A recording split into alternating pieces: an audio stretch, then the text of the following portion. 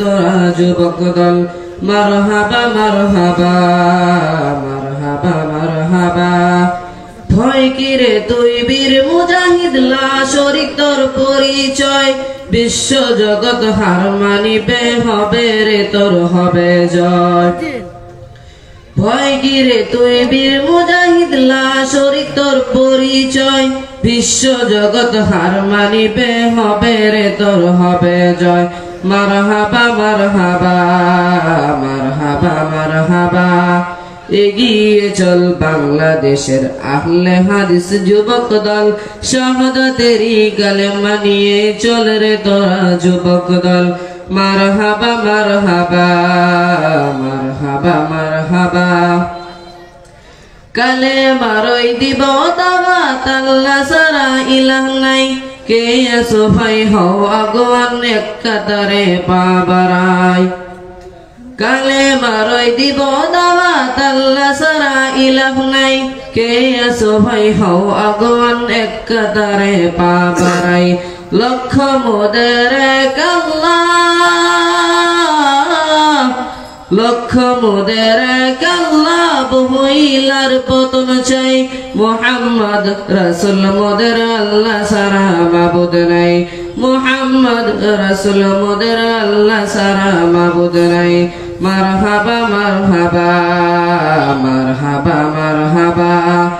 এগিয়ে চল বাংলাদেশের আহলে হাদিস যুবক দল, শাহাদাতেরই কালেমা নিয়ে চল রে তোরা যুবক দল। মারহাবা মারহাবা মারহাবা মারহাবা। আসসালামু আলাইকুম ওয়া রাহমাতুল্লাহ। মাশাআল্লাহ।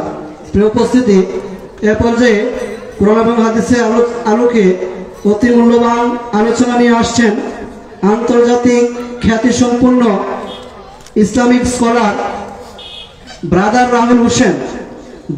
রাহুল হোসেন রুহুল আমিন, মুর্শিদাবাদ ভারত। হুজুরকে ওনার আলোচনা পেশ করার জন্য সবিনয় অনুরোধ জানাচ্ছি।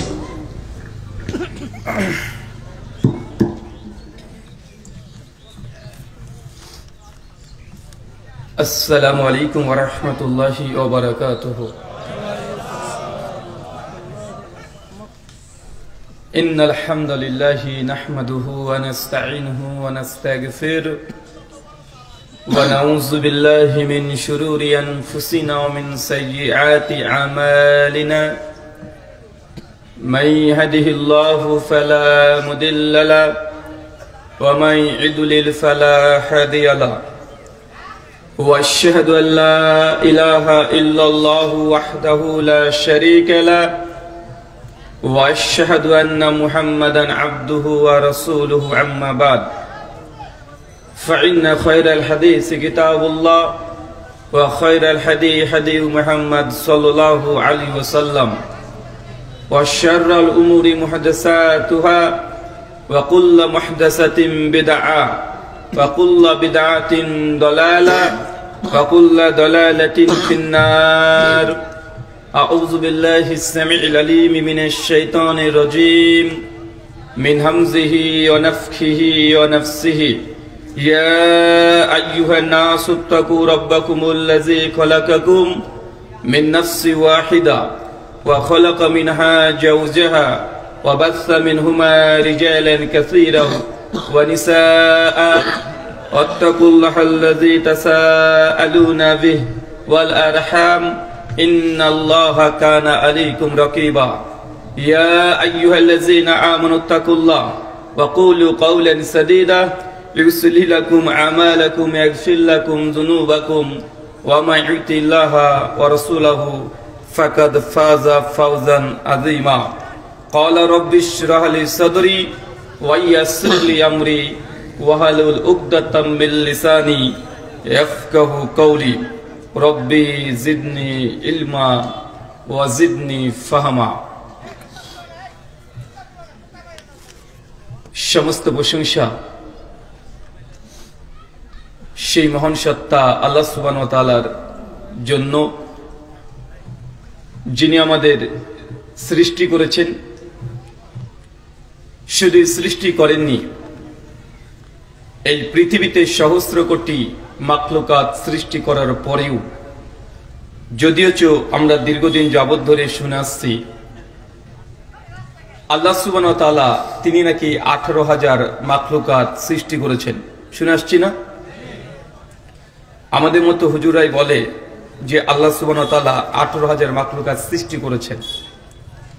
তবে আল্লাহ সুবহানাহু ওয়া তাআলা কোরআনুল কারীম সূরাতুল ফাতিহা রব্বুল আলামিন সূরা নাহাল 16 আয়াত নম্বর 18তে আলোচনা করতে গিয়ে ইমাম ইবনে কাসির রাহিমাহুল্লাহ তিনি বলছেন যে আল্লাহ সুবহানাহু ওয়া তাআলা আসমান আর জমিনে কত কোটি যে মাখলুকাত সৃষ্টি করেছেন, মানুষ আর জিন জাতি যদি একত্রিত হয়ে আল্লাহ সুবহানাহু ওয়া তাআলার মাখলুকাত তার নিয়ামত গুনতে শুরু করে দেয়, মানুষ এবং জিন জাতি তারা গুণে শেষ করতে পারবে না। যারা মোটামুটি এই পৃথিবীর জীববিদ্যা সম্পর্কে জানেন তারা অবগত আছেন যে বিজ্ঞানীরা আপাতত প্রায় 1,67,000 প্রাণের তার অস্তিত্ব পেয়ে গেছে। কত বলেন তো? 1,67,000। এখনো বিজ্ঞানীদের গবেষণা শেষ হয় নাই, এখন মিডিল পর্যায়ে যেতে পারে নাই। অ্যালবার্ট আইনস্টাইন তিনি বলছেন যে সৃষ্টি জগতের রহস্য আমাদের কাছে মাত্র 4% আমরা উদ্ঘাটন করতে পেরেছি, বাকি 96 প্রায় 96% এটা পুরোটাই ডার্ক, অন্ধকার, আমরা কিছু বুঝতে পারি না। মানে সৃষ্টি জগতের বিজ্ঞান যে আবিষ্কার করেছে কত পার্সেন্ট? 4 ভাগ। এখন 96 ভাগ তারা ডার্ক এনার্জি, ডার্ক ম্যাটার এগুলো বলে বলছে আমাদের কাছে কোনো তথ্য নেই। মানে সৃষ্টি জগৎ এত বড়, আল্লাহ সুবহানাহু ওয়া তাআলা মাখলুকাত 18,000 এই কথাটা ভুল। কোরআনুল কারীমে বা হাদিসে মুবারাকাতে সহিহ সনদে এই ধরনের কোনো কিছু প্রমাণিত নয়, কিন্তু আমাদের সমাজে চলছে। কে একজন বলেছে, তারপর আরেকজন বক্তার তার কাছ থেকে শুনেছে, তার কাছ থেকে একজন শুনেছে, এই শুনতে শুনতে শুনতে শুনতে আমাদের স্রোতের মতো জোয়ারের মতো গোটা বিশ্ব জগতে চলে গেছে যে আল্লাহ সুবহানাহু ওয়া তাআলা 18,000 মাখলুকাত সৃষ্টি করেছে। অথচ আপনার ছেলে যে মাধ্যমিক পড়েছে সেও জানে শুধু সমুদ্রের নিচে মানে পানির নিচে 9,000 প্রজাতি শুধু মাছই পাওয়া যায়। অন্যগুলো বাদ দেন, শুধু মাছ প্রায় 9,000 প্রজাতির। তার মানে 18,000 মাখলুকাত। আমাদের এই কথাগুলো সঠিক নয়। আল্লাহ সুবহানাহু ওয়া তাআলা গোটা সৃষ্টি জগতের মধ্যে আমাদেরকে সর্বশ্রেষ্ঠ মানব জাতি হিসাবে এবং সর্বশ্রেষ্ঠ নবী মুহাম্মদ আরবি সাল্লাল্লাহু আলাইহি ওয়াসাল্লামের উম্মত হিসেবে প্রেরণ করেছেন। এই জন্য আল্লাহ সুবহানাহু ওয়া তাআলার আরো একবার শুকরিয়া সুজুদ আদায় করি তার নিজেরই সে কোনো ভাষা দিয়ে। সকলে এক বাক্যে পড়ি আলহামদুলিল্লাহ। পশ্চিম মুসলিম বাইতুল আকসা জামি মসজিদের উন্নতি কল্পে এবং পরিচালনায় আজ 7ম বার্ষিকী আজিমুশ শান ইসলামী আলোচনা সভা, তারিখ 27 ডিসেম্বর 2024 জুমাবার। আজকের এই আলোচনা সভাটিকে সফল করার জন্য যারা সার্বিক দিক থেকে সাহায্য এবং সহযোগিতা করেছেন তাদের প্রত্যেকের নাম স্বতন্ত্রভাবে নিয়ে শুকরিয়া আদায় করা সম্ভব নয়। তারপরেও আজকের আলোচনা সভার সভাপতি, সহসভাপতি, অতিথি এবং বিশেষ অতিথি সহ দূর দূরান্ত থেকে যেসব দিনী ভাই এবং বোনের আলোচনা শ্রবণের উদ্দেশ্যে একত্রিত হয়েছেন, পাশাপাশি যারা অর্থ, শ্রম, মেধা, দোয়া এবং পরামর্শ দিয়ে সহযোগিতা করেছেন, আল্লাহ সুবহানাহু ওয়া তাআলা তুমি তাদের প্রত্যেকের নেক নিয়াত এবং নেক আমলগুলোকে কবুল করে নাও। সকলে পড়ি আমিন। মহান সত্তা আল্লাহ সুবহানাহু ওয়া তাআলার কাছে দোয়া, এই প্রার্থনা, আল্লাহ সুবহানাহু ওয়া তাআলা আমরা মানুষ, আমরা কম বেশি ছোট বড় ভুল, ত্রুটি বিচ্যুতি, গুনাহ, পাপ, অন্যায় করে থাকি। আজকের এই আলোচনা সভার ওসিলায় আমাদের পেছনের ছোট ছোট গুনাহগুলোকে তুমি ক্ষমা করে দাও। সকলে পড়ি আমিন। সম্মানিত সুধী, সকাল 10টা থেকেই বিভিন্ন আলোচক তারা পবিত্র কোরআনুল কারীম এবং হাদিসে মুবারাকা থেকে অনেক গুরুত্বপূর্ণ আলোচনা পেশ করেছেন। মধ্যবর্তী সময়ে জুমার খুতবা আপনারা শ্রবণ করেছেন। আজকের এই আলোচনা সভার অন্তিম লগ্নে আপনাদের সামনে উপস্থিত হয়েছি নির্দিষ্ট একটি বিষয়ের উপর আলোকপাত করার জন্য। আজকে যে বিষয়ে গুরুত্বপূর্ণ আলোচনা হবে, ইসলাম বোঝার মূলনীতি। কি বললাম বলেন তো?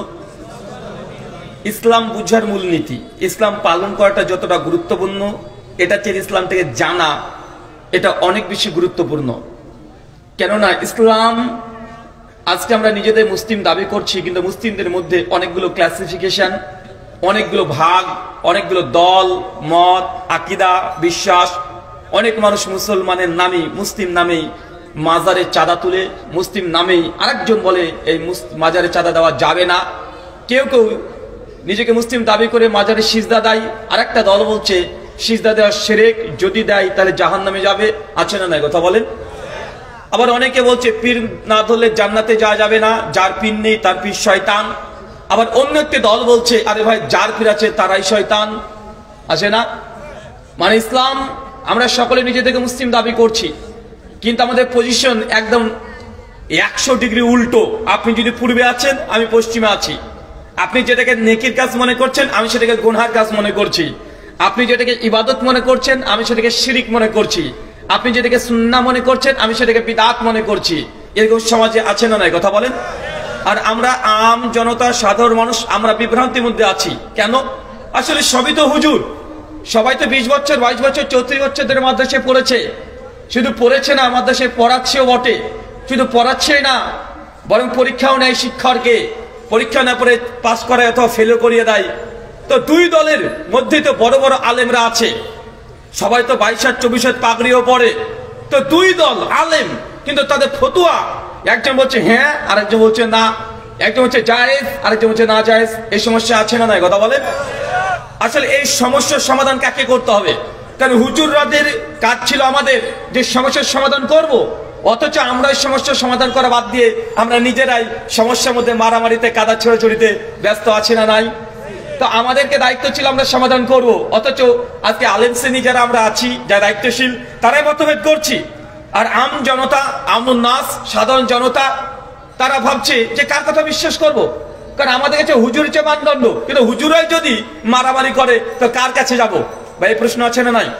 তাই আজকে গোটা আলোচনার মধ্যে আপনাকে বোঝানোর চেষ্টা করব, ইসলাম যদি মানতে হয় তাহলে আপনাকে নিজেকেই আগে ইসলামটিকে বুঝতে হবে। ইসলাম কি চায়, ইসলাম কিভাবে মানতে হয়, ইসলাম কি, ইসলাম কেন মানবেন। ইসলাম বুঝতে হলে কমপক্ষে মূল নীতি কিছু আছে। এই মূল নীতি যদি না বুঝেন, আপনি যতই চেষ্টা করেন না কেন, আপনি এই সমস্যার গ্যারাকল থেকে আপনি বের হতে পারবেন না। দেখবেন যখন আপনার গণিত শাস্ত্র শিখেছেন, অঙ্ক শিখেছেন, তখন বডমাস একটা থিওরি আছে, আছে না? বডমাস যদি আপনি জেনে নেন, তাহলে বিশ্বের যত বড় অঙ্ক হোক না কেন আপনি খুব দ্রুত সমাধান করতে পারবেন। পারবেন না? পারবেন। আপনি যদি ক্যালকুলেটর চালাতে জানেন, যত বড় পৃথিবীর যোগ বড় দিক না কেন, আপনার ক্যালকুলেটর আছে, সেকেন্ডের মধ্যে সমাধান করতে পারবেন কি পারবেন না? পারবেন। তাই ধৈর্য ধারণ করে আলোচনা করার চেষ্টা করব। আলোচনা একটা ইলমি আলোচনা হবে। আপনার তাফসীরুল কোরআন মাহফিলে যেমন গান, গজল, সুর দিয়ে আলোচনা, আমার মধ্যে এই তিনটের একটাও পাবেন না। আগে থেকে বলে দিই, অনেকে ভাবতে পারেন হুজুর এসছে ভারত থেকে, মানে ভারতের হিন্দি সিনেমার গান বলবে, বা হিন্দি সিনেমার গানের ঢঙে সুর দিয়ে আলোচনা করবে, অথবা গজল বলবে, অথবা বিভিন্ন হাসি কৌতুক এগুলো করবে। আল্লাহি আমি একটাও পারি না। আমি যে কাটা কাটা কথাগুলো বলবো, এগুলো আমার আলোচনা, এটা আমার ওয়াজ, এটা আমার লেকচার, যাই বলেন না কেন আপনার ভাষায়। আপনাকে কিছু শেখাতে চাই, সে বিষয়টা ইসলামকে আপনি কিভাবে বুঝবেন। কেন কবরে আমি যাব, আপনার কথা বলেন, আপনার কবরে আমি যাব? পৃথিবীর যত বড় আল্লাহর ওলি যত বড় হোক না কেন, আপনার কবরে গিয়ে অ্যান্সার করে আসবে? তাহলে পরীক্ষা আপনি একাই দিচ্ছেন, কবরে আপনি একাই যাবেন, অ্যান্সার আপনাকে করতে হবে। অ্যান্সার যখন শেষ হবে, তারপরে আপনি বিভিন্ন মানুষকে পেতে পারেন, কিন্তু কবরের প্রশ্নের উত্তর, অ্যান্সার আপনাকে দেওয়া লাগবে। সব বিদ্যা জানেন আপনি, অ্যাস্ট্রোলজি, অ্যাস্ট্রোনমি, থিওলজি, ফিলোসফি সব বোঝেন, জীবনে আপনি কখনো অঙ্কর কিভাবে ভাগ করতে হয় এটা শেখেন নাই। কিন্তু যখন বাপের সম্পত্তি ভাগ করতে হবে, আপনার চাইতে বড় গণিত, চাইতে বড় গণিত শাস্ত্রবিদ, তা আপনি ইসলামটাকে এত কঠিন মনে করে দিলেন। ইসলাম তো অত কঠিন না। ইসলামকে কঠিন আমি আপনি করে নিয়েছি। ইসলাম মানুষকে এসেছে সহজ সরল ভাবে সমাধান দিতে। ইসলাম এসেছে মানুষের মধ্যে ছোট বড় জাতপাত যা আছে সব ধ্বংস করে দিতে। ইসলামের ছোট বড় জাতপাত কিছু আছে? কথা বলে, কে ধনী কে গরিব, কে সাদা কে কালো, কে মূর্খ কে শিক্ষিত না। আল্লাহর ঘর মসজিদে যখন প্রবেশ করবেন, আমাদের প্রত্যেকের একটা পরিচয় হয় আব্দুল্লাহ, আল্লাহর গোলাম। আপনি যত বড় নেতা, মন্ত্রী, ব্যারিস্টার হন না কেন, যখন আল্লাহর ঘরে মসজিদে চলে এসেছেন, একটা রিক্সা চালকের যা মূল্য, আপনি যদি বাংলাদেশের প্রাইম মিনিস্টার হন আপনারও তাই মূল্য। 1 ইঞ্চিও মূল্য পার্থক্য হবে না যতক্ষণ নামাজে আছেন। সালাম দিয়ে দিবেন, দুনিয়ার আবার যে যোগ্যতা আপনার আছে সেই যোগ্যতা ফিরে আসবেন। কিন্তু একবার তাকবীর পড়ে গেলে আমাদের পরিচয় কি? কথা বলেন, কি পরিচয়? আল্লাহর গোলাম আব্দুল্লাহ। আল্লাহ সুবহানাহু ওয়া তাআলা আমাদের বোঝার তৌফিক দান করে, সকলে বলি আমিন। আল্লাহ সুবহানাহু ওয়া তাআলা বলছেন কোরআনুল কারীম সূরা জুমার সূরা নম্বর 39 আয়াত নাম্বার 18, আল্লাযীনা ইস্তামিউনাল কল ফায়াত্তাবিউনা হাসানা উলাইকাল্লাযীনা হাদাহুমুল্লাহ ওয়া উলাইকা হুম উলুল আলবাব। বাংলা ভাবার্থ, আল্লাযীনা ইস্তামিউনাল কল, যারা মনোযোগ সহকারে কথা শ্রবণ করে। আল্লাহ কি বলছেন? কথা বলেন। যারা মনোযোগ সহকারে কথা শ্রবণ করে, মানে কোরআনের কথা মনোযোগ দিয়ে শুনতে হবে। আপনি যে দূর থেকে আগে থেকে বলেন যে ওরা আলাদা, ওরা আহলে হাদিস, ওরা ওই মাযহাবের, মানে ওরা এই, ওরা সেই, এরা এ বি, এই বুঝি ধারণা করেন আর দূরেই বসে থাকেন, এরা কোরআনের আয়াতের উপরে আমল করা হলো না। আল্লাযীনা ইস্তামিউনাল কল, যারা মনোযোগ সহকারে কথা শ্রবণ করে, মানে আপনাকে কথা শুনতে হবে। কি করতে হবে? কথা বলেন, শুনতে হবে। কে কথা বললো এটা গুরুত্বপূর্ণ নয়, বরং কার কথা বলা হচ্ছে এটা হচ্ছে গুরুত্বপূর্ণ। কখনো কখনো রাস্তার একজন ফকির, কখনো কখনো রাস্তার একজন ফকির আপনার জীবনে এমন একটা কথা বলে দিতে পারে যে আপনার জীবনের টার্নিং পয়েন্ট ঘুরে যেতে পারে। পারে কি পারে না? কথা বলেন। অনেক সময়তে বড় বড় ইউনিভার্সিটির প্রফেসর যে কথা না বলে, ওর চাইতে রাস্তার একজন ফকির, একজন মিসকিন এমন একটা ছোট্ট সমাধান দিয়ে দিতে পারে যে একজন প্রফেসরের কাছে গিয়েও সেই সমাধান পাওয়া যায় না। তাই কে কথা বললো এটা গুরুত্বপূর্ণ নয়, বরং কার কথা বললো এটা হচ্ছে গুরুত্বপূর্ণ। আল্লাযীনা ইস্তামিউনাল কল, যারা মনোযোগ সহকারে কথা শ্রবণ করে, তার মানে আপনাকে কথা শুনতে হবে। একজন হিন্দু পণ্ডিত যদি বলে, ভাই কেন আপনারা সুদ খান, ইসলামে তো সুদ হারাম, এখন লোকটা যদিও হিন্দু কিন্তু কথা ঠিক বলেছে কি বলেনি? ঠিক বলেছে না? এখন যে তুমি তো হিন্দু, তোমাকে তো কেন শুনবো? এখন ও বলছে সুদ হারাম, আসলে কথা কি ওর না কোরআন হাদিসের? কোরআন হাদিসের। তাই কথা কে বলছে এটা গুরুত্বপূর্ণ নয়, কার কথা বলা হচ্ছে এটাই গুরুত্বপূর্ণ। আল্লাযীনা ইস্তামিউনাল কল ফায়াত্তাবিউনা হাসানা। আল্লাহ দ্বিতীয় একটা শর্ত দিচ্ছে, শুধু শুনলেই হবে না, শুধু শুনলেই হবে না। অনেক মানুষ কোরআন শোনে, শুধু কোরআন শোনে না। দুনিয়াতে অজস্র মানুষ আছে, আপনাদের দেখানো যাবে শুধু শুনেছে না, কোরআনকে জেনেছে, শুধু জানে নাই, কোরআনকে মুখস্থ করেছে, মুখস্থ করে নাই, কোরআনকে নিজ ভাষাতে অনুবাদ করে দিয়েছে, কিন্তু দ্বিতীয় শর্ত পূরণ করে নাই, ফায়াত্তাবিউনা হাসানা। শোনার পরে আল্লাহ বলছেন এর মধ্যে সবচেয়ে উত্তম যে কথাগুলো সেগুলোকে তুমি গ্রহণ করবে, অ্যাকসেপ্ট করবে।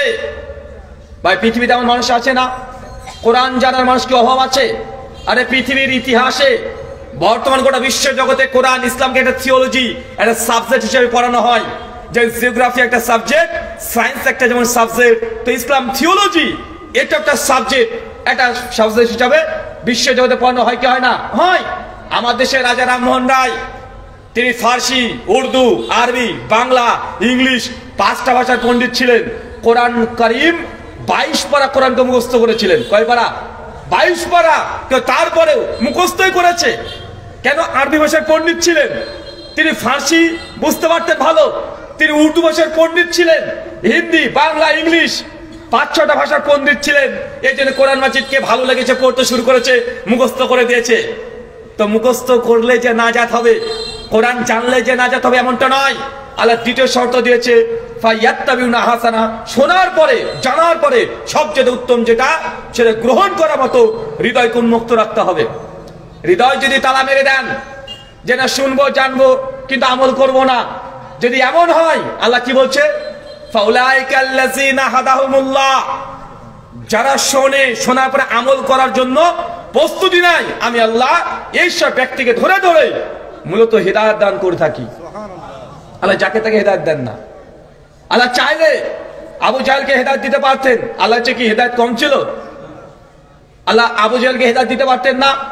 আবু লাহাব, উদবা, সাইবা, ফিরাউন, নমরুদ, হামান, আমাদের মোদিজি, আল্লাহ পারেন না? কথা বলেন, পারেন কি পারেন না? পারেন। কিন্তু আল্লাহ সুবহানাহু ওয়া তাআলা দেবেন এমনটা নয়। কারণ হেদায়েত পাওয়ার জন্য দুটো শর্ত আগে লাগানো হয়েছে। আল্লাযিনা ইয়াসতামিউনাল কল, আগে আল্লাহর কথা তোমাকে শুনতে হবে। শুধু শুনলেই হবে না, মনটাকে খোলা রেখে দাও। যদি মনটা বলে যে শুনবো কিন্তু বাপ দাদা যা করে আসলো তাই মেনে চলবো, এরকম যদি হৃদয় থাকে তাহলে আল্লাহ সুবহানাহু ওয়া তাআলা আপনাকে হেদায়েত দেবে না। তাই হেদায়েত পাওয়ার জন্য দুটো শর্ত। চাচা কি বলেন তো, কি কি শর্ত বলেন তো? এক, শুনতে হবে। দুই, মনটাকে খোলা রাখতে হবে যে না, যা হক পাবো, যা হাসান পাবো, উত্তম পাবো, আমি গ্রহণ করব। যদিও এই হক কথা আমার নিজের বিরুদ্ধে চলে যায়, আমার বাপের বিরুদ্ধে চলে যায়, সমাজের বিরুদ্ধে চলে যায়, নেতা মন্ত্রীর বিরুদ্ধে চলে যায়, তারপরেও যে হক কথা আছে সেটা মানবো। এই হৃদয় আগে তৈরি করতে হবে। আমি জানি চাচা, যখন আপনাকে হাদিসটা বলা হয়, কেউ যদি জেনে বুঝে 1 টাকা সুদ খায়, মায়ের সঙ্গে জেনা করলে যে পাপ, আপনি একাই সে পাপ করছেন, এই হাদিসটা আপনার হৃদয়কে আঘাত করে। কিন্তু এই কথা শুনতে হবে আপনাকে, কারণ এটাই আহসান, এটাই হক কথা। আমি জানি যখন সুদের ব্যাপারে আলোচনা করা হয় তখন আপনার হৃদয় একদম চৌচির হয়ে যায়, মনে হয় যে এই আলোচনা কেন চলছে। যখন নামাজের ব্যাপারে কথাবার্তা বলা হয়, বেনামাজিরা তখন ভাবে এত নামাজের আলোচনা কেন করা হচ্ছে, ভেতরটা চৌচির হয়ে যাচ্ছে। কিন্তু জেনে রাখেন এটাই হক কথা। এই হক কথাকে গ্রহণ করার মতো ক্যাপাবিলিটি যদি না থাকে, আল্লাহ সুবহানাহু ওয়া তাআলা আপনাকে হেদায়েত দেবেন না। কারণ হেদায়েত পাওয়ার জন্য শোনা এবং হৃদয়কে উন্মুক্ত রাখা জরুরি। এটা মুমিনের বৈশিষ্ট্য। কার বৈশিষ্ট্য? মুমিনের বৈশিষ্ট্য। আচ্ছা, আরেক শ্রেণী মানুষের কথা কোরআন আল্লাহ বলেছে, সূরা বাকারা সূরা নম্বর 2 আয়াত নম্বর 76, সূরা মাইদা সূরা নম্বর 5 আয়াত নম্বর 4, সূরা আম্বিয়া আয়াত নম্বর 51, 52, 53, সূরা জুকরুফ 23, 24 নম্বর আয়াত। বিভিন্ন জায়গাতে আল্লাহ সুবহানাহু ওয়া তাআলা বিভিন্ন টেক্সটের পরিবর্তনে, কিরাতের পরিবর্তনে আল্লাহ ব্যবহার করেছেন। কি বলছেন? ওয়া ইযা কিলা লাহুম তাআলাউ মানজালাল্লাহ ওয়া ইলার রাসূল ক্বালু হাসবুনা মা ওয়াজাদনা আলাইহি আবাআনা আওয়ালাউ কানা আবাহুম লা ইয়ালামুনা শাইয়া ওয়ালা ইয়াহতাদুন। বাংলা ভাবার্থ, ওয়া ইযা কিলা লাহুম, হে নবী আপনি যখন মানুষকে ডাকবেন, আসো, কি লাগুন, এদিকে আসো, তাআলাউ, এসো, এদিকে আসো। কোন দিকে? মানজালাল্লাহ, যা কিছু আল্লাহ আসমান থেকে অবতীর্ণ করছেন, আল্লাহ যা নাজিল করছেন তথা আল কোরআন, ওয়াইলার রাসূল। এবং আপনার দিকে যখন মানুষকে ডাকবেন, সমাজে কিছু মানুষকে ডেকে নেবেন, তখন তারা বলবে কলু, তারা বলে উঠবে, তাৎক্ষণিক বলবে হাসবুনা, আরে আমাদের জন্য তো যথেষ্ট। কি যথেষ্ট? মা আযাদনা আলাইহি আবাআনা, আরে আমরা তো ওটা পেয়ে খুশি, ওটা আমাদের জন্য যথেষ্ট। কি যথেষ্ট? আমাদের বাপ দাদাকে যে পথে পেয়েছি ওই আমলটা আমরা করব। আমার বাপ দাদা যা করতে দেখেছি আমি সেই কাজটাই করব। তুই যত আমাকে কোরআন বলো না কেন, যত হাদিস বলো না কেন, মা আযাদনা আলাইহি আবাআনা, আমি আমার বাপ দাদাকে যেই পথে পেয়েছি সেটাই মানবো। আল্লাহ বলছেন লা ইয়ালামুনা শাইয়া, যদিও তার বাপ দাদা এই বিষয়ে কোনো জ্ঞানী রাখতো না, তারপরেও কি তোমরা বাপ দাদার অনুসরণ করবে? আচ্ছা চাচা বলেন তো, এখন সমাজে যখন প্রচলিত স্রোতের বিরুদ্ধে যদি কোনো একটা কথা চলে আসে, আমাদের জবাবটা কি থাকে? আরে বাপ দাদা প্রপোজ দিয়ে করে আসছি। আছে না? কথা বলেন।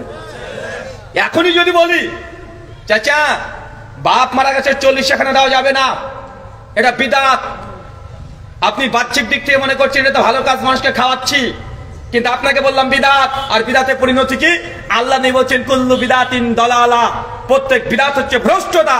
জানি বাপ মারা গেছে 40 খানা দিচ্ছেন, আপনার কাছে মনে হচ্ছে ভালো কথা, ভালো কাজ, কিন্তু আল্লাহ নবী বলছেন, আল্লাহ নবী যে আমল করেনি সে আমল যদি আপনি করেন, এই আমলটা জাহান্নামে যার জন্য যথেষ্ট হবে। তার মানে বাপের নামে 40 খানা করে একদম জাহান্নামের যা রাস্তাকে প্রশস্ত করছে। আমি জানি কষ্ট হচ্ছে আপনার, যখন এই কথাই বলবো তখন আপনি বলেন 40 করে তো বাপ দাদা পূর্বপুরুষ দিয়ে চলে আসছে, দুনিয়াতে এত মানুষ করছে, এই কথাগুলো আমরা বলি কি বলি না? আরে বাপ দাদা পূর্বপুরুষদের করে আসছে, আমরা দেখছি। বাপ মারা গেছে মিলাদ হচ্ছে, বাপ মারা গেছে 3 দিন 7 দিন 11 দিন 40 দিন হচ্ছে, এগুলো তো পূর্বপুরুষদের জেনে আসছি, মেনে আসছি। আজকে হঠাৎ করে শুনলাম যে 40 খানা করা যাবে না, যাবে না তো যাবেই না, আবার করলে নাকি জাহান্নামে যেতে হবে। কিন্তু এটাই ঠিক কথা। আল্লাহ নবী বলছেন মান আমিলা আমালান লাইসা আলাইহি আমরুনা ফাহুয়া রাদ, কোন ব্যক্তি এমন কোন আমল করছে যে আমলে নবীর আদেশ নেই, ফাহুয়া রাদ, সে আমলটা বাতিল। সহিহ বুখারী হাদিস নাম্বার 2697, সহিহ মুসলিম হাদিস নাম্বার 1718, সুনান ইবনে মাজাহ হাদিস নাম্বার 14, আবু দাউদ হাদিস নাম্বার 4604, মিশকাত হাদিস নাম্বার 140, বিভিন্ন জায়গাতে আছে। চাচা কষ্ট পাচ্ছেন? ইসলামটাকে বোঝেন আগে। ইসলাম নিজের বিবেক দিয়ে চলে না। আপনি মনে করতে পারেন ভাই তাহলে ভালো কাজ একটু বেশি করলাম ক্ষতি কি, এরকম প্রশ্ন আসে না? মানুষকে খাওয়ানো তো ভালো কাজ, ভালো কাজ বেশি করলে ক্ষতি কি? একজন প্রশ্ন করছে আমাকে যে রুহুল আমিন ভাই, এই যে পুজোর প্রসাদ ভাই খাওয়া হালাল না হারাম? আরো জোরে বলেন। কেন রে ভাই, প্রসাদে কি থাকে, হারাম কেন হবে? আরে ভাই খাবার তো ঠিকই আছে, কলা আছে, বেদানা, আঙুর, যতগুলো খাবার আছে দেখা যাচ্ছে মুসলিমের দোকানের থেকে কিনে নিয়ে গেছে। কথা বুঝতে পারলেন? আপনাদের মুসলিমের ফলের দোকান থেকে 10-12 রকমের একজন পণ্ডিত এসে ফুডস গুলো নিয়ে গেছে, নিয়ে গিয়ে দেবী দুর্গার সামনে চলে গেছে, প্লেটে রেখে বলছে ইয়া দেবী সর্বভূতেষু মাতৃরূপে সুসংস্থিতাঃ নমস্তাস্যৈ নমস্তাস্যৈ নমস্তাস্যৈ নমো নমঃ। বলে না? শুধু এতটুকু বলেছে খাবারের সামনে রেখে। এখন ওই প্লেটটাই যদি আপনাকে সে বলে যে দাদা এখান থেকে একটু একটু কলাটা তুলে খেয়ে নেন, আপনি খাবেন? কেন খাবেন না ভাই? কলা কি হারাম চাচা? তাহলে খাবেন না কেন বলেন? দেবীর নামে উৎসর্গ করা হয়েছে, খাবার তো হালাল। খাবার হালাল না? খাবার হালাল, জাস্ট অন্য কারণে উৎসর্গ হয়ে গেছে। এটা যতই হালাল খাবার হোক না কেন এটা হারাম হয়ে গেছে। কেন? শরীয়ত এটা নিষেধ করে দিয়েছে। ঠিক একই ভাবে আপনি যতগুলো আমল করছেন, যে আমলটা নবী থেকে প্রমাণিত নয়, যতই আমলটা ভালো হোক না কেন আপনি ভালো মনে করে করলে এই আমলটা বাতিল হবে। আপনি যতই বলেন না কেন ভালো কাজ বেশি করলে ক্ষতি কি? চাচা আমরা প্রতিদিন কত রাকাত ফরজ নামাজ পড়ি? আরো জোরে বলেন। 17 রাকাত। তাই আজ কত রাকাত পড়েছেন? আর জুমা কত পড়েছেন? 2 রাকাত। তাহলে কত হলো আজকে? আজকে 15 হলো। তো প্রতিদিন তো জোহর 4 রাকাত পড়েন। এখন কেউ এসে যদি বলি যে ভাই আমি ইন্ডিয়া থেকে এসেছি, জোহরের নামাজ তো 4 রাকাত ফরজ, জুমা হচ্ছে 2 রাকাত ফরজ, তো নামাজ তো ভালো কাজ। তো আজকে আমি জুমা আপনাদের দিকে নিয়ে 4 রাকাত নামাজ পড়বো, জুমা 4 রাকাত। কেউ নামাজ পড়বেন? কেন পড়বেন না? আরে নামাজ পড়া তো ভালো কাজ, নামাজ পড়া ভালো কাজ না? তো পড়বেন না কেন? 4 রাকাত নামাজ পড়বো। আরে আল্লাহর জন্য 4টে সিজদা বেশি হবে, 2টো রুকু বেশি হবে, একটা তাশাহুদ বেশি হবে, ওর মধ্যে দোয়া মাসরা সবকিছু আল্লাহর জন্য হবে। মানে পীর বাবার নামে তো হচ্ছে না। পুরো প্রসেস ঠিক, বিন্দু পরিমাণেও এই প্রসেসে ভুল নেই। নামাজ পড়া ভালো কাজ, কিন্তু আজকে যে 4 রাকাত নামাজ পড়ি, নামাজ হবে না বাতিল? যদি ইচ্ছা করিতে পড়ি তাহলে কবরে ফেরেশতারা আমাকে ঠ্যাঙাবে না জান্নাতের রাস্তা দেখাবে?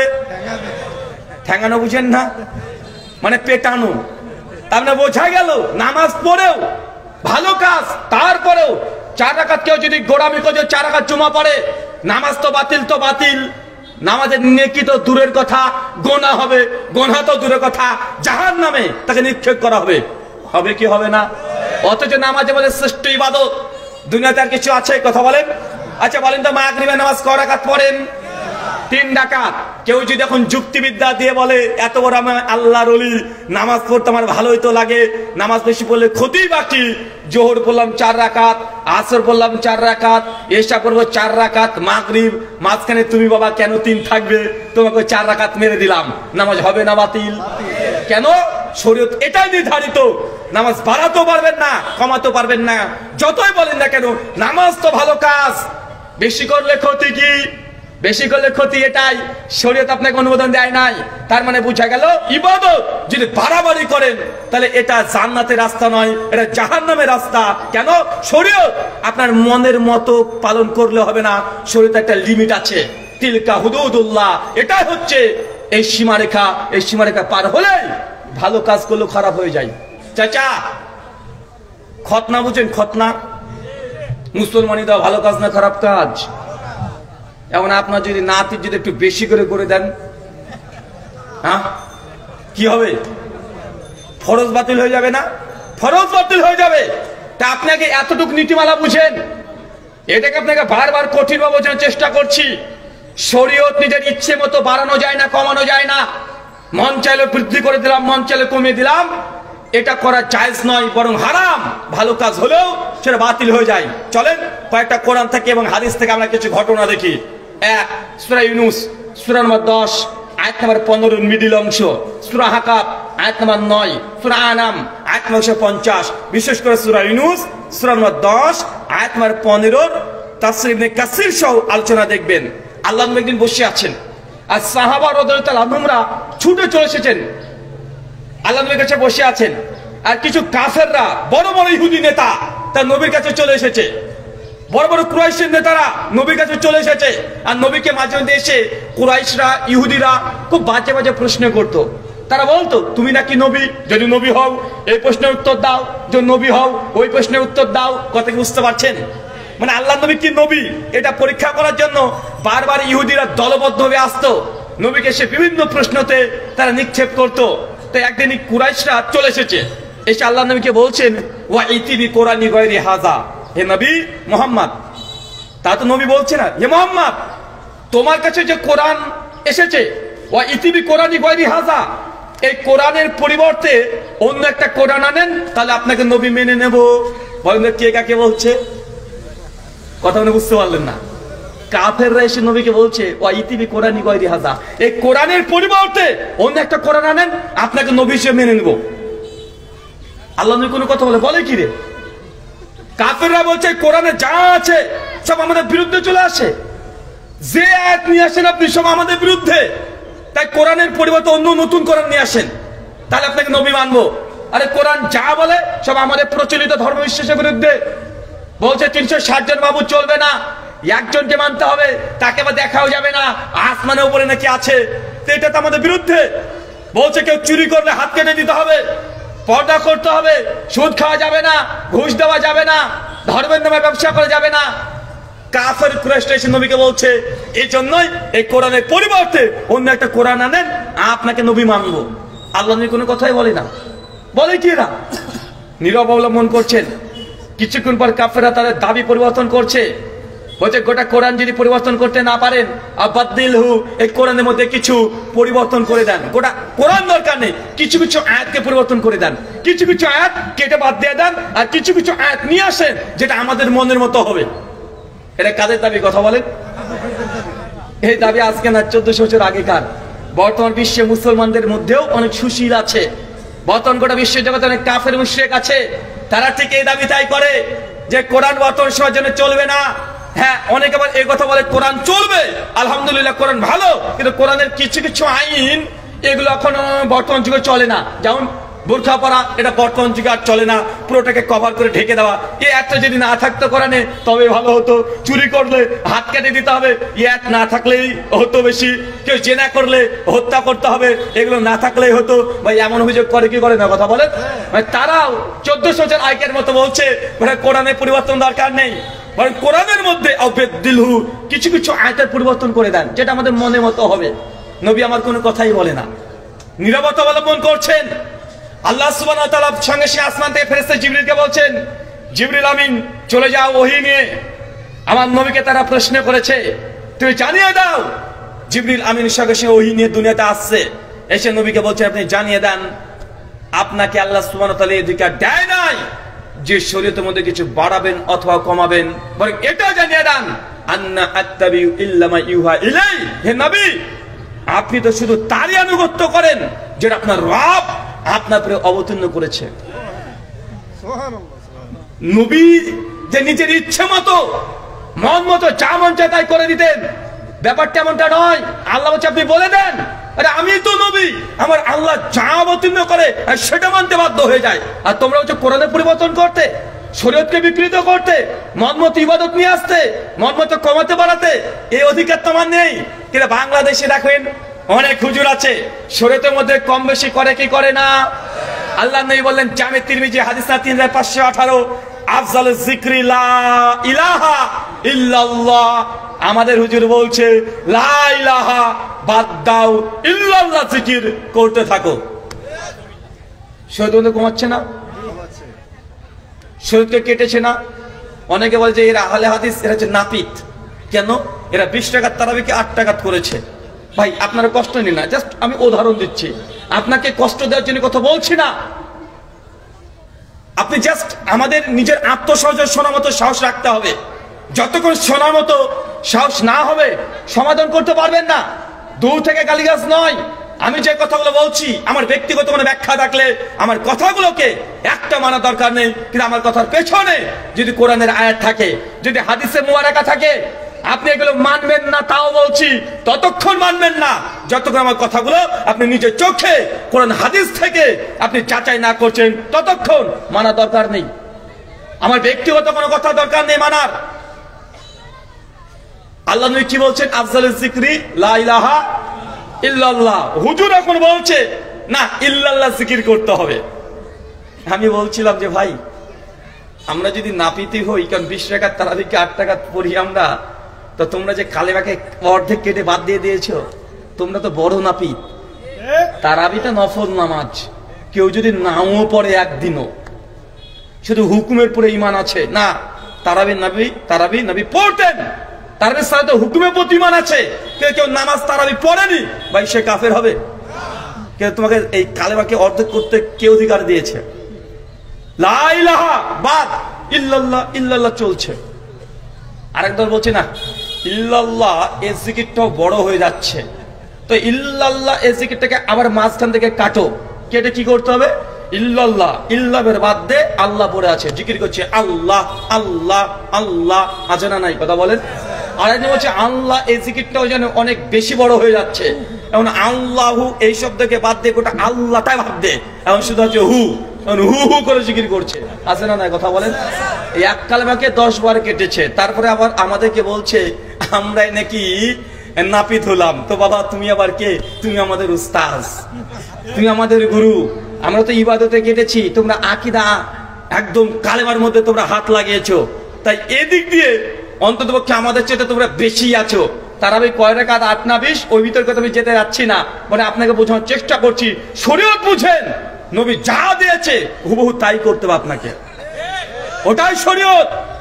এর চেয়ে ভালো মনে হোক তারপর সেটা করা যাবে না। চলেন একটা হাদিসে মুবারাকা থেকে একটা প্রমাণ দিই। সহিহুল বুখারী কিতাবুস সালাত হাদিস নাম্বার 349, সুনানে আবু দাউদ কিতাবুল জুমআ হাদিস নাম্বার 1399। আল্লাহর নবীর যে মেরাজ হয়েছে কোনো সন্দেহ আছে? নবী যে সশরীরে মেরাজ করেছে কোনো সন্দেহ আছে? না। আল্লাহ নবী মেরাজে চলে গেছেন, জান্নাত জাহান্নাম সব দেখে আসছেন, আল্লাহর সঙ্গে কথোপকথন করে চলে আসছেন, সমস্ত কিছু দেখে তিনি ফিরে আসছেন। 6 নম্বর আসমানে একজন ব্যক্তি, একজন নবী দাঁড়িয়ে আছে। নাম কি? কথা বলেন। নবী মুসা আলাইহিস সালাম দাঁড়িয়ে আছেন। মুসা আলাইহিস সালামের সঙ্গে সঙ্গে দেখে আল্লাহ নবীকে বলছে, ইয়া রাসূলুল্লাহ, আল্লাহ আপনার উম্মতকে কি দিয়েছে? আল্লাহ নবী খুশি খুশি মনে বলছে, ফরাজা খামসিন সালাতান, আল্লাহ আমার উম্মতের জন্য 50 ওয়াক্ত সালাত দিয়েছে। কত ওয়াক্ত চাচা? 50 ওয়াক্ত। মুসা সালাম শুনে অবাক, বলে কি 50 ওয়াক্ত? ইরজে, যান ফিরে যান, ইলা রাব্বিক, রবের কাছে যান, ইবাদত কমিয়ে আনেন, আপনার উম্মত 50 ওয়াক্ত পারবে না। আল্লাহর নবী তিনি আবার চলে গেলেন, আল্লাহ সালাত কমিয়ে দাও, উম্মত পারবে না। আল্লাহ 5 ওয়াক্ত কমিয়ে দিলেন। নবী মুসা আবার ধরেছে, সে সময় কত কমিয়েছে? তো এত কমিয়েছে। মুসা নবী আবার হচ্ছে ইরজে, আবার যান, যান ফিরে যান, ইলা রাব্বিক, রবের কাছে যান। এখন আপনার ইবাদত এই 50-এর মধ্যে 45 করতে পারবে না, নামাজকে কমিয়ে আনেন। এখন নবী মুসার কথা শুনে বারবার আল্লাহ নবী যাই আসে, সর্বশেষ এসে দাঁড়িয়েছে 5। কত চাচা? 5 ওয়াক্ত। মুসা ইসলাম বলছে কত? বলছে আর 5 আছে। নবী মুসা বলছে আবার একবার যান। আমাদের নবী বলছেন যে মুসা, আমি লজ্জাবোধ করছি আমার রবের কাছে যেতে, যে আমার উম্মত 5 ওয়াক্ত পারবে না, লজ্জাবোধ করছি, আমি আর রবের কাছে যেতে পারবো না। আপনারা মনে করছেন আর একবার গেলেই হতো, আর একবার যদি যেত নবী মুসার কথা শুনে, তাহলে প্রতিদিনের 5 ওয়াক্ত থাকতো না, শুধু জুমার নামাজ থাকতো, তাই না ভাইজান? মানে একবার যদি যেত তাহলে আমাদের জন্য অনেক বেশি ভালো হতো। আল্লাহ সুবহানাহু ওয়া তাআলা জানিয়ে দিলেন সঙ্গে সঙ্গে, হে রাসূল, যারা 5 ওয়াক্ত সালাত আদায় করবে, হেফাজত করবে, তাদের আমলনামায় আমি আল্লাহ 50 ওয়াক্তের নেকি লিখে দেব। 5 ওয়াক্ত 50 ওয়াক্তের নেকি। আপনি জানেন এই ঘটনা কোথাকার? এটা দুনিয়ার না, কোথাকার? আসমানের। নবী মুসাকে চেনেন? তিনি এমন একজন নবী, তার মেজাজ অন্যান্য নবীদের চেয়ে খুব উঁচু মানের ছিল। নবীদের মধ্যে 3 জন, এক মুসা, এর সঙ্গে উম্মতে মুহাম্মাদীকে যদি মেলান ওমর বিন খাত্তাব, মেজাজ অনেকটা কাছাকাছি। 2 নবী ঈসা, উম্মতের মধ্যে ওসমান বিন আফফান, অনেকটা কাছাকাছি, মানে নরমতার দিক থেকে। কথা বুঝতে পারছেন তো? মুসা নবী আসমানে আছে। সহিহ বুখারী 1348 নম্বর হাদিস আছে, নবী মুসা আলাইহিস সালামের মৃত্যুর সময়তে আল্লাহ সুবহানাহু ওয়া তাআলা মালিকুল মউতকে পাঠিয়েছে, যাও, নবী মুসার সময় শেষ হয়ে গেছে, তার রূহটাকে কবজ করে নিয়ে এসো। মুস্তাকিল হাকিম 1709 নম্বর হাদিস, মালিকুল মউত মানে আপনার ভাষায় আজরাইল ফেরেশতা ঘরে ঢুকেছে কিন্তু সালাম দেয় নাই। মুসা আলাইহিস সালাম ঘুমাচ্ছেন, গিয়ে এবার খুঁজে খুঁজে ডেকেছে। মুসা আলাইহিস সালাম ঘুম থেকে উঠে দেখছে যে সামনে মালিকুল মউত বসে, সালাম কালাম কিচ্ছু নাই, আর ঘুম থেকে ডেকে তুলেছে। মুসা আলাইহিস সালাম উঠে হাতে এক থাপ্পড়। কাকে বলেন তো? আজরাইলকে, মানে মালিকুল মউতকে, মানে যে ফেরেশতাকে দেখে সবাই থরথর করে কাঁপে, মুসা আলাইহিস সালাম তাকে থাপ্পড় মেরে দিয়েছে। সহিহ বুখারীর বর্ণনা যে তার ডান চোখ একদম মানে চোখ থেকে বেরিয়ে এসে নিচে গড়াগড়ি খেলতে শুরু করেছে। যে থাপ্পড়, চোখ বেরিয়ে গেছে, থাপ্পড়ের জোর কত ঝুলে দেখেছেন? মালিকুল মউত ছুটতে আল্লাহর কাছে চলেছে, আল্লাহ কার কাছে পাঠিয়েছো? আরে দেখাও সারা, মারাও সারা, কার কাছে পাঠালে? সূরা হুদ 25 থেকে 40 নম্বর আয়াত। মুসা আলাইহিস সালাম একদিন দুপুর বেলাতে গরমে রাস্তাতে যাচ্ছে, টেনশন, হেঁটে বেড়াচ্ছে, সামনে দেখছে মুসা আলাইহিস সালামের গোত্রীয় কিছু ভাইদেরকে অন্য গোত্রের মানুষ এসে ঝামেলা করছে। মুসা আলাইহিস সালামের মেজাজ এমনি খারাপ আছে, দেখছে তার ভাইদেরকে অন্য গোত্রের মানুষ এসে মারামারি করছে, বকাবকি করছে। মুসা আলাইহিস সালাম হন হন করে হেঁটে গিয়ে একজনকে কলার ধরে এক থাপ্পড় মেরেছে, উল্টো পড়ে ওখানে স্পট ডেট। কে বলেন তো এটা? কে এটা? নবী মুসা। দেখেন মানুষকে মেরেছে একটা, আসমানের নবীকে ধরেছে, আবার জমিনে ফেরেশতাকেও মেরে চোখ বের করে নিয়েছে। সবাই হয়েছে, এখন বাকি কে আছে? কে আছে? মানুষ হলো, নবী হলো, ফেরেশতা হলো, আর আছে কে? এখন আল্লাহ। কে আছে? আল্লাহ সুবহানাহু ওয়া তাআলা। হঠাৎ করে একদিন তওরাত পাওয়ার কিছু আগে আল্লাহ নবীকে বলছে, আল্লাহ নবী মুসা বলছে, আল্লাহ এবার তোমাকে দেখবো, যা হয়েছে হয়েছে, তোমাকে দেখবো। আল্লাহ সুবহানাহু ওয়া তাআলা বলছে, মুসা দেখতে পাবে না। যে না আল্লাহ আমি দেখতে চাই। মুসা বিশ্বাস করো না আমাকে? আল্লাহ বিশ্বাস তো করি, ঈমানের আরো দৃঢ়তার জন্য তোমাকে দেখতে চাই।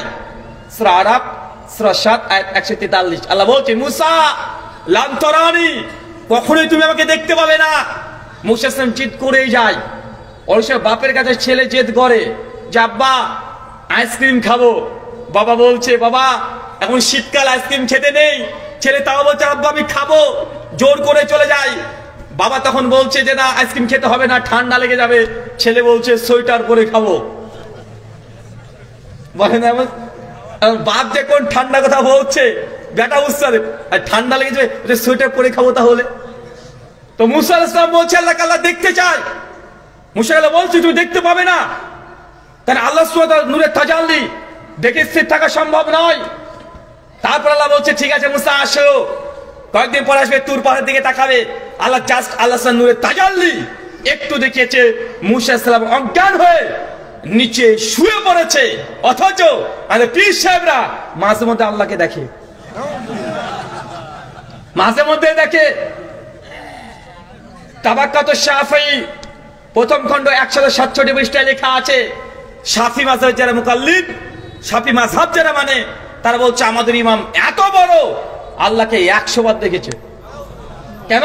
ইমাম আবু হানিফার জীবনীতে লেখা আছে, তারিখে বাগদাদের মধ্যে, তার অনুসারীরা লিখেছে যে আমাদের ইমাম এত বড়, তার এত মাকাম, এত মর্যাদা যে আবু হানিফা রাহিমাহুল্লাহ আল্লাহকে 99 বার দেখেছে, আর শাফিঈ রকম না, তোমাদের ইমাম 99 বার, আমাদের ইমাম 100 বার, সেঞ্চুরি। এখন পাল্লাপাল্লি চলছে। আর যারা পীর তরিকা মানে, পীরদের মধ্যে প্রথম আউয়াল পীর বড় পীর আব্দুল কাদের জিলানীরও আগে বাইজিদ বুস্তামি, নাম শোনা আছে না? তাজকিয়াতুল আউলিয়া দ্বিতীয় খণ্ড 408 নম্বর পৃষ্ঠায় লিখেছে বাইজিদ বুস্তামির মেরাজ। 4 নম্বর লাইনে লিখছে বাইজিদ বুস্তামি একবার দুইবার না, আল্লাহকে দেখেছে 1001 বার। নেন ঠেলা দেখেন এবার, কে বলছে 99 বার, কে বলছে 100 বার, কে বলছে 1001 বার। আরে প্রশ্ন তো এটা, আল্লাহকে কি দেখা যায়? নবী মুসা এত বড় নবী হওয়ার পরে তারপর দেখতে পেলেন না, অজ্ঞান হয়ে পড়ে যায়। আর আপনার দেওয়ানবাগী পীর কিছুদিন আগে তো বলেছিল, রোহিঙ্গা মুসলিমদের উপরে যখন নির্যাতন হচ্ছিল, তার অনুসারে বলছে পীর সাহেব এখন আমাদের কি করা উচিত? আপনাদের ওই ভুড়ি মোটা পীর, ওর যা সাইজ, আমরা 4 জন মিলে ও একজন। ও বলছে গত রাতে আল্লাহর সঙ্গে আমার মিটিং হয়েছে, আল্লাহ বলেছে ইন্নাল্লাহা মা সাবিরিন, ধৈর্য ধারণ করো, খুব দ্রুত তোমাদের জন্য সুসংবাদ আসছে। চিন্তা করতে পারছেন? মানে ও মাঝে মধ্যে আল্লাহর সঙ্গে দ্বিধারও করে, কিন্তু নবীরা দেখে স্থির থাকতে পারে না। আমি যখন বসবাস করি ইন্ডিয়াতে, মুর্শিদাবাদ আমার জেলা, আমার জেলা থেকে ওই 8-10 কিলোমিটার পরে নদিয়া পড়ে যায়। নদীর মধ্যে হুগলবাড়িয়া বলে একটা জায়গা আছে, হুগলবাড়িয়াতে একসঙ্গে পরপর দুটো একই জায়গায় দুটো মন্দির আছে, একটা দুর্গা মন্দির, একটা কালী মন্দির।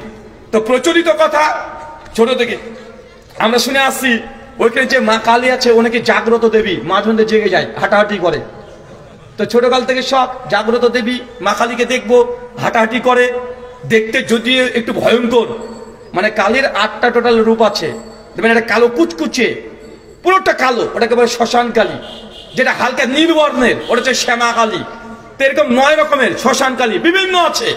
তো ওই যে কালী পুজোটা আছে ও হচ্ছে শ্মশান কালী, মানে কুচকুচে কালো পুরোটা একদম। আমরা ছোট থেকে শুনছি যে মা মাঝে মধ্যে জেগে যায়, জাগ্রত দেবী। ওখানকার যিনি পুরোহিত আছেন, পণ্ডিত জি আছেন, উনিও দাবি করেন যে মায়ের সঙ্গে মাঝে মধ্যে কথা হয়, মাঝে মধ্যে এসে বসে বসে ওই খাবার দেয়, মা নাকি খায়, এইসব কথা প্রচলিত আছে।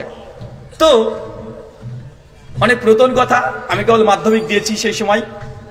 তো অনেকে হয়তো আপনারা জানেন যে আমার মানে আমাদের আগের জেনারেশন যা আছে সবাই অমুসলিম হিন্দু এখনো। আমার বাবা প্রথম ইসলাম কবুল করে, তারপরে আমরা ইসলাম ফার্স্ট জেনারেশন। কিন্তু আমার চাচা চাচি যারা আছে সব এখনো মুসলিম, আমাদের পিসি মাসি যা আছে সব মুসলিম এখনো। তো সেই সময় এত ধর্মকর্ম বুঝতাম না। পিসিমা একদিন বললো চলো যাবো ওখানে, আমি পিসিমার সঙ্গে চলে যাই। পিসিমা যেতে যেতে গল্প করে, মা আছে এখানে জাগ্রত দেবী। আমার যাওয়ার একটু শখটা বেশি হয়ে গেল, জাগ্রত দেবীকে দেখে আসবো কি করে। তো গিয়ে প্রসাদ হাতে দিয়েছে, প্রসাদ নিয়ে ঠাকুরমশাই চলে গেল। আমি অপেক্ষায় অপেক্ষমান, কই মা তো জাগে না, মাকে তো জাগতে দেখি না। তো সমাজে এরকম কথা প্রচলিত আছে। তারাও বলছে যে স্রষ্টা তা দেখছে স্রষ্টাকে, জেগে যায়। অথচ সনাতন শাস্ত্র কেন উপনিষদ অধ্যায় 1 শ্লোক নম্বর 5 এবং 6 পরিষ্কার দুটো মন্ত্র বলছে। কি বলছে? এন্না মানসে না মানুতে হুনা মাহুরমাতান তাদেব ব্রহ্মাত্মাম বিদ্দিনেদাং এদিতামুপাসতে এনা চক্ষত পশ্যতি এনা চক্ষত শিপশ্যতি তাদেব ব্রহ্মাত্মাম বিদ্দিনেদাং এদিতামুপাসতে। কি ভাবছেন? ভারতে ঠাকুর আল্লাহ না মৌলবি, দুটো কাজ মোটামুটি চালিয়ে দিতে পারবো, বন্ধ থাকবে না। যদি মন্দিরে দায়িত্ব দিয়ে দেন কিছুই না, গোপটাকে একটু বড় করে পাকিয়ে নিতে হবে। কারণ বর্তমান রবীন্দ্রনাথ ঠাকুরকে দেখেন নাই, আমার মতো জুব্বা পড়তো না, জুব্বা তারা পড়তো, তাদেরও বড় বড় দাঁড়িয়ে আছে। সনাতন শাস্ত্র বলছে এন্না মানুষে না মানুষ ইহুনা মাহুরমাতান, যে ব্যক্তি বলে স্রষ্টাকে আমি কল্পনা করতে পেরেছি কমপ্লিটলি, সে কখনো স্রষ্টা হতে পারে না। এনা চাক্ষাত পাশ্যতি এনা চাক্ষাত শিপাশ্যতি। আর যে ব্যক্তি বলে যে স্রষ্টাকে আমি নিজের 2 চোখ দিয়ে স্রষ্টাকে দেখেছি, সে প্রকৃতপক্ষে স্রষ্টা নয়। কেন? যিনি স্রষ্টা হবে তাকে চোখ দিয়ে দেখা সম্ভব নয়। তাই আমি বলেছিলাম, চাই কোনো ঠাকুর হোক আর চাই কোনো মুসলমান পণ্ডিত মৌলবি সাহেব হোক, যেই বলবে আমি আল্লাহ বা পণ্ডিত বা ঈশ্বরকে দেখেছি, এই ব্যক্তি ডাহা মিথ্যা কথা বলছে। ওই ঠাকুরও যা, এই মৌলবিও তাই। এ দুটোই সমান। ওই যে ঠাকুর আর মৌলবীর অনেক মিলও আছে। ঠাকুররা কখনো খুশি হয় জানেন যে তাদের মধ্যে কেউ মারা যায়। কেন? কেউ মারা গেলেই 11 দিনে শ্রাদ্ধ হবে, শ্রাদ্ধ হয় না? কেউ মারা গেলে গীতাকে খতম দিতে হয় তাদেরও, মানে ভাগবত গীতাকে খতম দেয়। আমাদের হুজুরা এই কোরআন খতম দেয় না। খতম মানে কি বলেন তো? খতম মানে শেষ, মানে একদম শেষ করে ফেলে কোরআনকে একদম। মানে আপনাকে যদি তোকে খতম করে দেবো মানে কি বুঝায়? মানে তোকে শেষ করে দেবো, তোকে শেষ মানে তোর মৃত্যু হয়ে যাবে, মারার করে দেবো, এটা হুমকি। ও কোরআনকে শেষ করে ফেলছে, আসলে শেষ করছে। হিন্দুদের মধ্যে কেউ মারা গেলে আরেকজন খুশি বেশি হয়, সে হচ্ছে নাপিত। কেন বলেন তো? কেউ মারা গেলে নাপিত বলছে বা একজন মরেছে মানে 14 গোষ্ঠীকে টাক বানিয়ে ছেড়ে দেবো। আর টাকলু করতে শুরু করে দেয়, আর টাকলু করলে 100 টাকা করে আসছে, মানে একজন মরবে ও 50 জনকে টাক করবে, মানে মাথা কামাবে, মানে মাথাতে বলে না কাঁঠাল ভেঙে খায়। তো আমাদের সমাজে এটাই, মানে ধর্মের নামে যে অধর্ম চলছে এটা আপনি বুঝতে পারেন না। আর একটা কথা মনে রাখবেন, কোন জিনিস না জানার চাইতে ভুল জানাটা অনেক বেশি ভয়ঙ্কর। যে জানে না তাকে জানানো সহজ, তাকে মানানো সহজ, কিন্তু যে জানে কিন্তু ভুল জানে তাকে জানানো খুব কঠিন। একজন ব্যক্তি যদি কোরআন যদি ছোট থেকে অভ্যস্ত না হয় পাঠ করতে, আমি দেখেছি অনেক চাচাদেরকে বয়স 50-60 হয়ে গেছে, সূরা ফাতিহা যখন পড়ে এমন ভাবে পড়ে মনে হচ্ছে যে মঙ্গল গ্রহ থেকে ফাতিহা নাজিল হয়েছে। এখন ওই 50 বছর চাচাকে যদি পৃথিবীর শ্রেষ্ঠকারী শেখ সুদেশকে নিয়ে এসে দেন আর চাচাকে বললেন যে চাচা সুদেশের কাছ থেকে ফাতিহাটা শিখে নেন, সুদেশের মৃত্যু হয়ে যাবে, চাচার ফাতিহা কমপ্লিট হবে না। কেন? কেন জানে কিন্তু ভুল জানে। ও যতই শিখুক এই বড় সমাজে তার জিহ ওইভাবে কাজ করবে। তো না জানার চাইতে ভুল জানা বেশি ক্ষতিকর। চলেন কয়েকটা আপনাকে দেখাই। আচ্ছা বলো তো যুবকরা, 14 ফেব্রুয়ারি কি রে লজ্জা পাচ্ছে এরা? আল্লাহর ওলি বসে আছে এরা। 14 ফেব্রুয়ারি কি? Valentine day. ভ্যালেন্টাইন ডে মানে কি রে ভাই?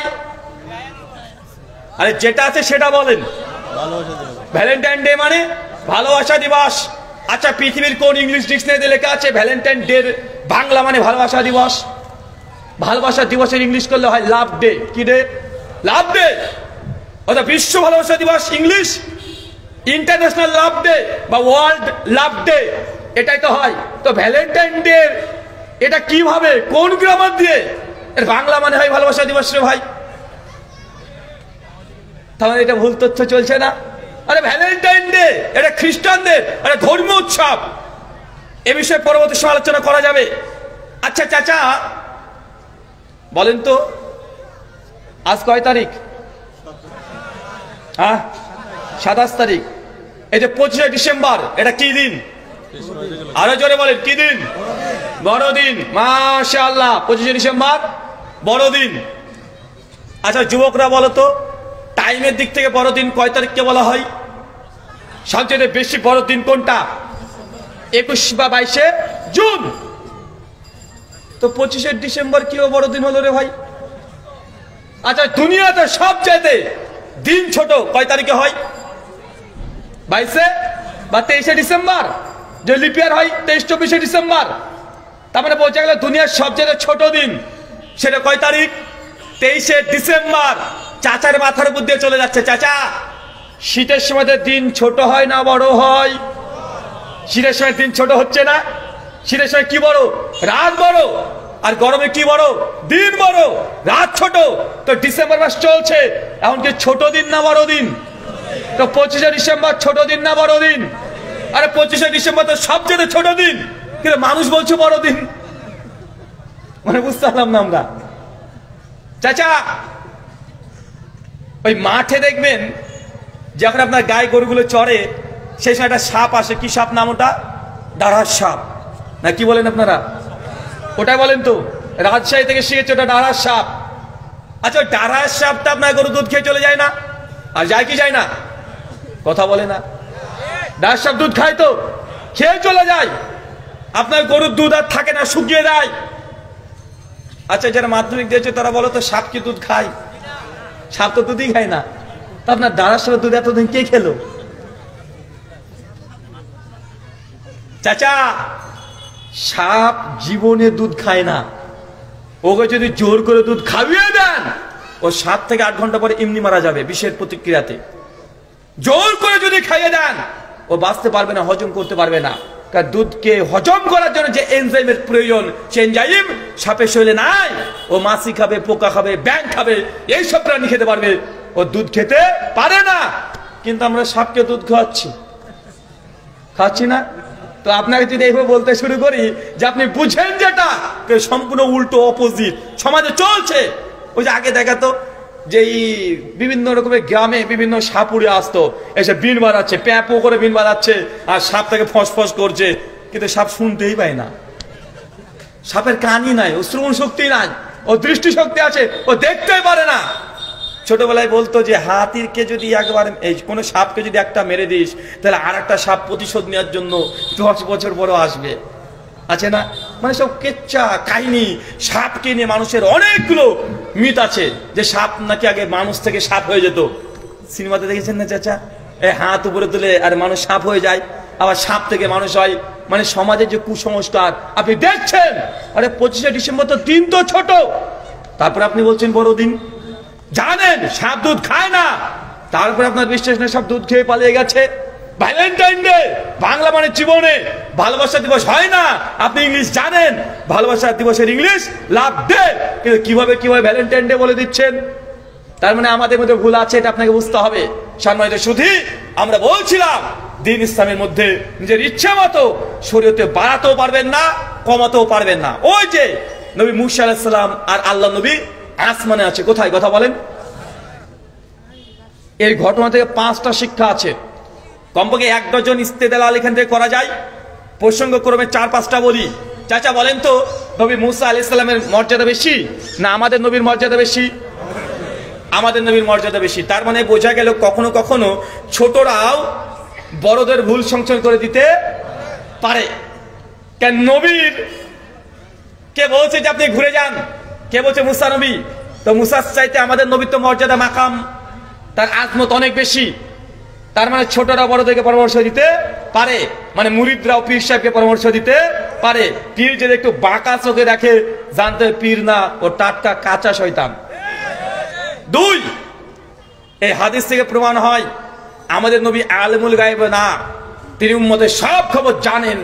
এটা নয় কিভাবে চাচা, নবী যদি উম্মতের সমস্ত গায়েবের খবর জানতেন, তা আল্লাহ যখন 50 দিয়েছে নবী ডিরেক্ট তখনই আল্লাহকে বলতেন, আল্লাহ উম্মত 50 পারবে না, তুমি 5 দাও। বলতেন কি বলতেন না? বলে নাই, তিনি নিয়ে চলে এসেছেন। অতএব নবী আলেমুল গায়েব না। 3, এই হাদিস থেকে আরেকটা নুকতা বের হয়, আর এটা আজকের আলোচনার সঙ্গে সাদৃশ্যপূর্ণ। চাচা বলেন তো, নবীদের যদি এই পাওয়ার বা অথরিটি থাকতো যে শরীয়তের কোন জিনিস বৃদ্ধি করবে অথবা কমিয়ে দিবে, তাহলে বারবার নবী মুসা আলাইহিস সালাম আর আল্লাহ নবী আল্লাহর কাছে যাওয়ার কি দরকার ছিল? তারা নিজেরা দুজনে আপোষে আসমানে মিটিং করতো যে আল্লাহ 50 দিয়েছে, তবে আমরা 2-তে 5 দেব। বারবার আল্লাহর কাছে যাওয়ার কি দরকার ছিল যে আল্লাহ নামাজ কমিয়ে দাও, নামাজ কমিয়ে দাও? অতএব প্রমাণ হচ্ছে নবীদের এখতিয়ার ছিল না যে আল্লাহ দাও 50কে ইচ্ছাকৃত 5 করে কমিয়ে দিবে, এটা নবীদের এখতিয়ার ছিল না। এই জন্যই বারবার আল্লাহর কাছে যেতে হয়েছে। কথা বুঝতে পারলেন না? যে নবীর অধিকার থাকতো তা আল্লাহর কাছে যাওয়ার দরকার ছিল? কথা বলে আল্লাহর কাছে যাওয়ার দরকার ছিল না। কেন? আল্লাহ কোরআনে বলছেন, সূরা নাজম সূরা নম্বর 53 আয়াত 3 এবং 4, ওয়া মা ইয়ানতিকু আনিল হাওয়া ইন হুয়া ইল্লা ওয়াহয়ু ইউহা। আমার নবী নিজের তরফ থেকে কোনো কথা বলে না, আমি আল্লাহ যা ওহী করি নবী আমার তাই বলে। তার মানে বোঝা গেল আল্লাহ নবীর অধিকার নাই যে শরীয়তের মধ্যে কিছু বাড়িয়ে দিবে অথবা কিছু কমিয়ে দিবে। এটা একমাত্র আল্লাহর অধিকার। কার অধিকার? কার অধিকার? আল্লাহর অধিকার। আল্লাহ নবী রাসূলকে এই অধিকার দেয় নাই। চাচা, রাসূল এটা তো আরবি শব্দ, বাংলা মানে করলে কি হয়? রাসূলের বাংলা মানে কি? বার্তাবাহক। বার্তা কার? নবীর না আল্লাহর? বার্তা তো আল্লাহর, নবী বহন করছে, তার জন্য রাসূল বলা হয়। ইংলিশে বলা হয় মেসেঞ্জার। ওই যে ফেসবুকে মেসেঞ্জার আছে না, মেসেজ আপনি দেন, ওটা ফেসবুক কোম্পানি মেসেজ নয়। তো রাসূল মানে হচ্ছে বার্তাবাহক। বার্তাটা কার? আল্লাহর না নবীর? বার্তা আল্লাহর। এই জন্য রাসূল বলা হয়। নবীদের অধিকার নেই যে তারা নিজের ইচ্ছে মতো শরীরে বাড়াবে অথবা কমাবে। অনেকগুলো হাদিস পাওয়া যায়, কোরআনের আয়াতও পাওয়া যায়। সূরা তাহরিম সূরা নম্বর 66 আয়াত নম্বর 1, 2, 3 আল্লাহর নবীর স্ত্রীরা পরিকল্পনা করেছিল নবী আসবেন আর আমরা বলবো নবীর মুখ থেকে গন্ধ বের হচ্ছে। এই ঘটনা শোনা আছে না? তা আল্লাহ নবীর কাছে আল্লাহ নবী একজন স্ত্রীর কাছে এসেছে, বলছে আল্লাহ নবী আপনি কি খেয়েছেন? তো আমি তো মধু খেয়েছি। বলছে দুর্গন্ধ বের হচ্ছে, গন্ধ ভালো লাগছে না। আল্লাহ নবী মধু খেলাম, গন্ধ কেন বের হবে? তিনি চলে যান আরেকজন স্ত্রীর কাছে, উনিও বলছেন ইয়া রাসূলুল্লাহ কি খেয়েছেন আপনি? বলছে মধু খেয়েছি জানেবের ঘর থেকে। বলছে গন্ধ বের হচ্ছে যে। নবী অবাক, বলে কি? আরেকজন স্ত্রীর কাছে গিয়েছে, উনিও বলছে ইয়া রাসূলুল্লাহ কি খেয়ে এসেছেন আজকে? দুর্গন্ধ বের হচ্ছে নবী আপনার মুখ থেকে। আল্লাহ অবাক।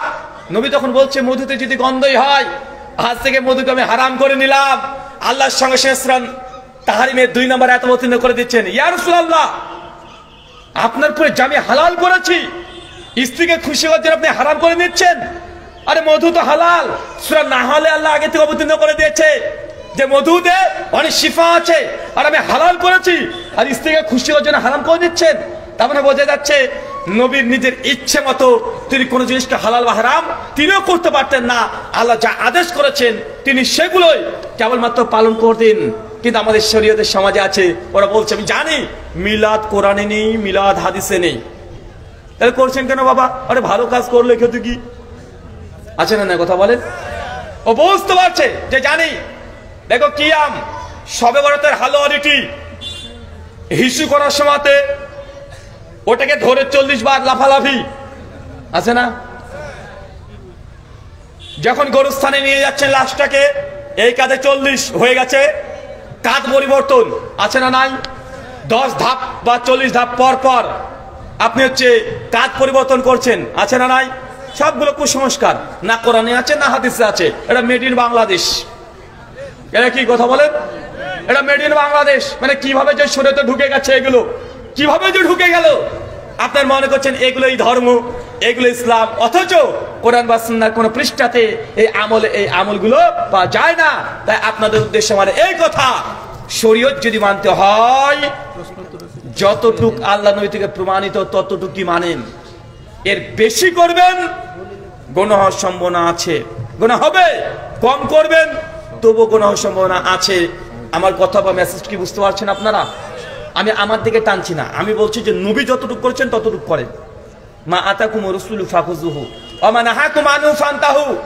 আমার নবী যতটুকু আদেশ করেছে, যতটুকু তোমাদেরকে দিয়েছে ততটুকু গ্রহণ করো, আর যা দেয় নাই সেটাকে ছেড়ে দাও। সূরা হাশর সূরা নম্বর 59 আয়াত নম্বর 7, সূরা ইবনে মাজাহ হাদিস নাম্বার 1 এর শেষ অংশ। একজন প্রশ্ন করেন, প্রশ্ন উত্তর দেব না চলে যাব? অনেক প্রশ্ন করছেন না? আচ্ছা, আমার লেখা অনেকগুলো বই আছে, আজকে 3টে বই পাওয়া যাচ্ছে। 1, ফিতরা কি দিয়ে দিবেন, টাকা না খাবার? খাবার। যারা বলে টাকা দিয়ে দিতে হবে বা দেওয়াটা জায়েজ, তারা কোন কোন দলিলের ভিত্তিতে দেয় সেগুলিকে খণ্ডন করা হয়েছে। আর আল্লাহ নবী সাহাবী তাবে তাবাইন 4 ইমাম সহ যারা বলেছেন ফিতরা হবে খাবার দিয়ে, টাকা দিয়ে নয়, সে দলিল আদিল্লাহ প্রমাণ সহ বইটাকে রচনা করা হয়েছে। আরেকটা বই আছে, মেয়েরা মসজিদে গিয়ে নামাজ পড়তে পারবে কি পারবে না, 46খানা হাদিস দ্বারা প্রমাণিত আল্লাহ নবী সাহাবী তাবে তাবাইন পর্যন্ত মহিলারা মসজিদে গিয়ে সালাত আদায় করেছে, ওমর নিষেধ করে নাই। এরা মিথ্যা কথা সমাজে প্রচলিত হচ্ছে। আরেকটা বই আছে, হাত কোথায় বাঁধবেন, বুকে না নাভির নিচে না হাত ছেড়ে না কপালে। মানে বক্তা তো কপালে বাঁধার কথা এখন বলছে, তাই না? তো কোথায় নবী বেঁধেছে সেখানে আমাদেরকে বাঁধতে হবে। কোন মাযহাবে কোন ফিকর কিতাবে কি আছে ওটা গুরুত্বপূর্ণ নয়, আমার নবী কি করেছে এটা গুরুত্বপূর্ণ। কথা বুঝতে পারলেন না ভাইজান? আমি নবীর অনুসরণ করি, আমরা নবীর কালেমা পড়েছি, কোন ব্যক্তি বিশেষ আমরা কালেমা পড়ি নাই। ইসলামে এসেছি নবীকে দেখে, কোন ইমাম বা কোন পীর সাহেবকে দেখে নয়। তাই হাত কোথায় বাঁধবেন এই মনে একটা বই লেখা আছে, স্টেজের ডান দিকে বা বাম দিকে, ডান দিকে বিক্রি হচ্ছে। এখন বইগুলো নেওয়ার দরকার নেই, প্রশ্ন উত্তর শেষ হবে, তারপর আপনারা নেবেন। জি, প্রশ্ন। আসসালামু আলাইকুম ওয়া রাহমাতুল্লাহ। প্রশ্ন করেছেন হিজবুত তাওহীদ সংগঠন সম্পর্কে জানতে চাই। হিজবুত তাওহীদ সংগঠন সম্পর্কে জানতে চান? এদের যা কার্যকলাপ, হিজবুত তাওহীদ না হিজবুত শয়তান বলাটাই বাঞ্ছনীয়। এ বিষয়ে আমার দুটো আলোচনা আছে, প্রায় 1.5-3 ঘন্টার। আজ থেকে 5 বছর আগেই তাদের সম্মানিত ইমাম, সরি ইমাম না এমাম, ইমাম তো না এমাম বলে না ওরা, এমাম সেলিমকে বলেছিলাম যে অনলাইনে অন্ততপক্ষে একটা বাহাস বা মুনাজারা বা বিতর্ক বা সিম্পোজিয়াম বা সেমিনার বা ডিবেট কিছু একটাতে আসছে, কিন্তু তারা রাজি নয়। দুটো আলোচনা আছে, তাদের আকীদা, তাদের মানহাজ এটা সম্পূর্ণ ভুয়া। তাদের বিভিন্ন বইয়ে তারা লিখে রেখেছে ইসলাম 70 বছর পর্যন্ত, নবীর 70 হিজরি পর্যন্ত ঠিকঠাক ছিল, তারপর ইসলাম বাতিল হয়ে গেছে, ইসলাম আর ইসলাম নাই। কারণ তারা যে ইসলাম পালন করছে, দাড়ি চেঁচে ঘুরে বেড়াচ্ছে, মেয়েদেরকে নিয়ে ঘুরে বেড়াচ্ছে, মাঝে গান টান শুনছে, এগুলো নাকি প্রকৃত ইসলাম। আর আমরা যারা গোটা বিশ্ব জগতে মুসলমানরা আছি, এরা নাকি সব ভুয়া ইসলাম। তো যারা মাতাল না, তারা খুব সহজে বুঝে নাই যে আসলে কার কথা বাহ্যিক দিক থেকেও মানে হক মনে হয়। তাদের দাবি শ্রীকৃষ্ণ তিনিও আল্লাহর একটা নবী ছিলেন। এখন বলেন শ্রীকৃষ্ণ নবী ছিলেন? হ্যাঁ, শ্রীকৃষ্ণ যদি নবী থাকে তাহলে ভাগবত পুরাণে লেখা আছে রাধার সঙ্গে রাসলীলা করেছে, মানবে তো আবার? আর রাসলীলা কথা বলতে পারবো না, মানে ওগুলো যদি আমি এখন সরাসরি যদি বলি, মানে গল্পের আকারে ভাগবত পুরাণ 8ম স্কন্ধের 72 নম্বর অধ্যায়ের পুরো চ্যাপ্টারটাই শ্রীকৃষ্ণ কিভাবে রাসলীলা করেছে রাধা রানীর সঙ্গে। রাধা রানী যদিও তার মামি ছিল, কানাইয়ের স্ত্রী ছিল, শ্রীকৃষ্ণের মামি ছিল। এখন এই ঘটনা বললে আমাকে আর এখানে থাকতে হবে না, ইউসুফ আলাইহিস সালামের ওই জায়গাতে চলে যেতে হবে, কারণ আমাকে তো ফিরে যেতে হবে না? তাই তাদের আকীদা মানহাজ একদমই বাজে। দাজ্জাল বলতে আধুনিক সভ্যতা, তার একটা বই রচনা করেছে, আরো ভয়ঙ্কর মিথ্যা কথা। তো ওই আলোচনা দুটো শুনবেন ইউটিউব থেকে, অ্যান্সার পেয়ে যাবেন। জি, দ্বিতীয় প্রশ্ন। একবার প্রশ্ন করেছেন আহলে হাদিসরা নাকি কালিমা মানে না। একজন প্রশ্ন করেছেন আহলে হাদিসরা কালিমা মানে না। ভাই, কালিমা যে কারা মানে না আর কালিমাকে যে কাটছাট করেছে আপনাকে তো দেখিয়েছি না? হ্যাঁ, কিছু কিছু আহলে হাদিসরা বলেছে কালেমায়ে তৈয়বা কোনটা, বাঙালি বুঝেইনি। প্রশ্ন ছিল যে কালেমায়ে তৈয়বা কোনটা, লা ইলাহা ইল্লাল্লাহ না লা ইলাহা ইল্লাল্লাহ মুহাম্মাদুর রাসূলুল্লাহ। তো কিছু কিছু আহলে হাদিসরা বলেছে কালেমায়ে তৈয়বা বলতে একটি পবিত্র কালিমা, সেটা লা ইলাহা ইল্লাল্লাহ, যেটা সমস্ত নবীদেরই কালিমা ছিল। আর যে যে নবী এসেছে তখন তার নামটা যুক্ত হয়েছে। তো কালেমায়ে তৈয়বা বা কালেমায়ে তাওহীদ লা ইলাহা ইল্লাল্লাহ, এটা দিয়ে কখনো আমরা অস্বীকার করছি না যে মুহাম্মদ রাসূলুল্লাহ কালেমার সঙ্গে বলা যাবে না। আচ্ছা, আজকে আমি আলোচনা খুতবার সময় আমি শাহাদাত কালেমা পাঠ করেছি না, ওয়াশহাদু আল্লা ইলাহা ইল্লাল্লাহু ওয়াহদাহু লা শারীকা লাহু ওয়া আশহাদু আন্না মুহাম্মাদান আবদুহু ওয়া রাসূলুহু। আহলে হাদিসের যতজন খুতবা পড়ে সবাই এই কালেমা বারবারই পড়ে।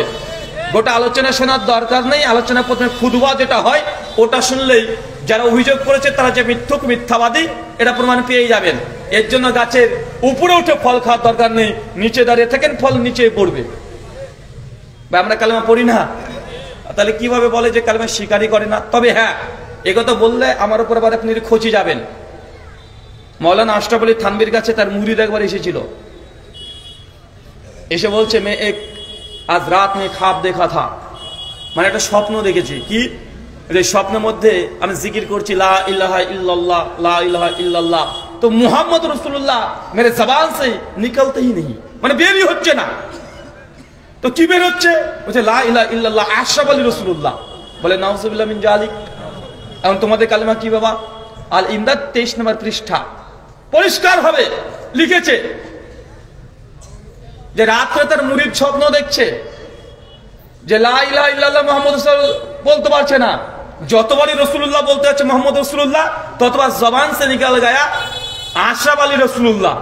নে নেবার তোমার কালেমা কি? আশরাফ থানভীর কাছে এসে বলছে যে শেষ এ খাব मैंने देखा। আশরাফ থানভী বলছেন যে मेरे मोहब्बत मेरे से तुम मोहब्बत करते ऐसी ही बाहर से, মানে তুমি যে আমাকে ভালোবাসো বাহ্যিকভাবে এটার এটা বহিঃপ্রকাশ, মানে সমর্থন দিচ্ছে। বলছে না ওই তুই শিরক করে ফেলেছো, তুমি দ্রুত কালেমা আবার পাঠ করো, তওবা করে ইস্তেগফার পাঠ করো। আর স্বপ্নে তো তোমাকে শয়তান এসে তোমাকে কালেমা দেখিয়ে দিয়েছে। কথাকে বুঝতে পারলেন? তার মানে এই যে স্বপ্ন দেখেছে এটা কি কোন আল্লাহর ওলির মানে স্বপ্ন না শয়তানের? আরো আছে লা ইলাহা ইল্লাল্লাহ, চিস্তি রসুল্লাহ, শিবলি রসুল্লাহ, এগুলো বলতে গেলে মুসলিম উম্মার মধ্যে সমস্যা তৈরি হয়। বেরেলবিরা লিখেছে চিস্তি রসুল্লাহ মানে খাজা মুইনুদ্দিন চিস্তি রসুল্লাহ। হাস বাহেস্ত, পাকিস্তান করাচি থেকে ছাপা, 578 নম্বর পৃষ্ঠা একটা ঘটনা লিখেছে। একজন মুরিদ হতে এসেছে, বলছে मैंने तुमको मुरीद कर सकता हूं लेकिन मैं जो आपको बोलूंगा वही आपको बोलना पड़ेगा। तो तब बोलছে ठीक है कोई बात नहीं, अब जो जो कलेमा मेरे को सिखाएंगे मैं वही लेंगे। तो যখন এই কথা বলে দিয়েছে তখন বলছে বলিए ला इलाहा इल्लल्लाह चिश्ती रसूलुल्लाह। और फिलहाल वो मुरीद ने एक कलेमा पढ़ लिया। স্পষ্ট লেখা আছে। আমি গত বছর একবার আলোচনাতে বইটা সঙ্গে করে নিয়ে এসে মানুষকে দেখিয়েছি যে লেখা আছে। আমি মিথ্যা কথা কখনো বলি না, আর তথ্য ছাড়া কোনো কথা বলি না। কেউ যদি বলেন তথ্য দেখতে চান, ইনশাল্লাহ এখনই তথ্য দেখিয়ে দেওয়া যাবে, কারণ এখন ইন্টারনেটের যুগ। এখনই গুগল মামাতে চলে যাবেন, লিখবেন হাস বাহেস পিডিএফ, এখনই চলে আসবে। আসবে কি আসবে না কথা বলেন? আর বাংলাদেশে বইটার একটা অংশ অনুবাদ হয়ে গেছে, চরমনে পীর সাহেবরা করেছে, মানে তাদের প্রকাশনী। বইটার নাম আনিসুর আরওয়াহ, রুহের খোরাক, এই নামে অনুবাদ হয়ে গেছে। বইটা কিনে নিয়ে আসেন, 119 পৃষ্ঠাতে এই ঘটনা লেখা আছে। না পেলে আমাকে বলে দিবেন। তাই আহলে হাদিস আমরা কালেমা মানি না তা নয়, ওদের কালেমাতে ভেজাল আছে। পীর সাহেবকে মাঝে কালেমার মধ্যে ঢুকিয়ে দিয়েছে। শুকরান। জুমার খুতবার সুন্নাহ পদ্ধতি। জুমার খুতবা সুন্নতি পদ্ধতি কি? জুমার খুতবা আল্লাহর হামদ, সানা, নবীর প্রতি দুরুদ, উম্মার প্রতি দুরুদ, নসিহা, এই 5টা শর্ত। কি বললাম? আল্লাহর হামদ মানে প্রশংসা হবে, সানা বিভিন্ন রকমের প্রশংসা স্বরূপ কথাবার্তা থাকবে, নবীর প্রতি দুরুদ থাকবে, মুসলিম উম্মার পরে নসিহা থাকবে, আদেশ উপদেশ নির্দেশ থাকবে, আর উম্মার জন্য দোয়া থাকবে। এই 5টা শর্ত থাকলেই জুমা কমপ্লিট, খুতবা কমপ্লিট। শুকরান। বাংলাতে না আরবিতে? জুমার খুতবা 2টা, ঈদের খুতবা 1টা। জুমার খুতবা কয়টা? 2টা। সে বুখারী, সুনান আবু দাউদ, হাদিস নাম্বার 1049। আল্লাহ নবী যখন খুতবা দিতেন হাতে একটা লাঠি রাখতেন। আল্লাহ নবী যখন খুতবা দিতেন 2 খুতবার মাঝে একবার সমীক্ষণের জন্য বসতেন। 2 খুতবার মধ্যে সবচেয়ে বেশি দোয়া বেশি কবুল হয়। যেই সময়টা বসছে 10 সেকেন্ড, 20 সেকেন্ড, 30 সেকেন্ড, ওই সময় দোয়া সবচেয়ে বেশি কবুল হয়। এখন প্রশ্ন, খুতবা আরবিতে হবে না বাংলাতে হবে? খুতবা আরবিতেই হয়। খুতবা কিসে হয়? তো প্রথমে যে হামসানা যেগুলো হচ্ছে, ইন্নাল হামদালিল্লাহি নাহমাদুহু ওয়া নাস্তাঈনুহু ওয়া নাস্তাগফির, এগুলো শুনতে পান না? প্রথমে 4-5 মিনিট কিসে হয়? আরবিতে হয়। তাই খুতবাতে যেসব হাদিসগুলো বলবে, কোরআনের আয়াতগুলো বলবে, সেগুলো প্রাসঙ্গিক করবে, সেগুলোকে পাঠ করা হয়। আর ওগুলোকে সামনেই পরবর্তী সময়তে আপনি যেহেতু আরবিয়ান না, আপনার ভাষাতে অনুবাদ, ব্যাখ্যা, বিশ্লেষণ, তাৎপর্য এগুলো ব্যাখ্যা করা হয়। তো খুতবা কি ভাষায় হয়? আরবিতেই হয় মূলত। এখন কেউ যদি প্রথমে আসসালামু আলাইকুম ওয়া রাহমাতুল্লাহ, আল্লাহ নবী বলেছেন এটা হালাল ওটা হারাম, ডাইরেক্ট সবই বাংলা বলে, খুতবা হবে না। কথা বুঝতে পারলেন? প্রথমে যে হামদ, সানা, নবীর প্রতি দুরুদ এবং নসিহা, এইগুলো আরবিতে হতে হবে। কথা বুঝতে পারছেন? তারপরে এগুলোকে সামনে রেখে বাংলা বিশ্লেষণ, তাৎপর্য বর্ণনা করবেন। এটা অনুমোদিত, এটা জায়েজ, কোনো সমস্যা নাই। কিন্তু আমাদের সমাজে আছে কি? আমাদের সমাজে যখন দেখা যায় যে না, একদম ডাইরেক্ট কোটাটাই আরবি বলে দিয়ে চলে যাচ্ছে, আর আপনারা মুসল্লি সব আরবির পণ্ডিত এক একটা, সব ঘুমাচ্ছেন, মানে এত বুঝছেন, মানে ঘুমে নাক ডাকছে একদম। জি, ধর্মনিরপেক্ষ মতবাদ ইসলামের সমর্থন করে? শুনতে পাইনি। ধর্মনিরপেক্ষ মতবাদ ইসলাম সমর্থন করে কিনা? ধর্মনিরপেক্ষ মতবাদ বা সেকুলারিজম, এটা ইসলাম সমর্থন করে কি করে না? সেকুলারিজম পৃথিবীতে 5 কোয়ালিটির চলে। ব্রিটেনের secularism, American secularism, Indian secularism, বাংলাদেশের সেকুলারিজমের মধ্যে পার্থক্য আছে। শব্দ এক, কিন্তু গুণ এবং মান, কাইফিয়ত তাদের মধ্যে ভিন্নতা আছে। সেকুলারিজম বা ধর্মনিরপেক্ষতা মতবাদ বলতে কি বুঝায়? সেই সময় যেটা তৈরি করেছে যে আমরা ধর্মনিরপেক্ষ, মানে আমরা কোনো ধর্মকে মানি না, এটা অ্যাথিস্ট পজিশন। কথা বুঝতে পারছেন? যে কোনো ধর্মকে মানি না আমরা, এটা হচ্ছে অ্যাথিস্ট পজিশন, এটাকে ধর্মনিরপেক্ষ মতবাদ বলা হয়। পরবর্তী সময় থেকে মডার্ন আমেরিকান তারা করলে কি, যে ধর্মনিরপেক্ষ এটা যে আমরা কোনো ধর্মকে অস্বীকার করি ব্যাপারটা এমনটা নয়, এবং তারা সংজ্ঞা পরিবর্তন করে দিয়েছে।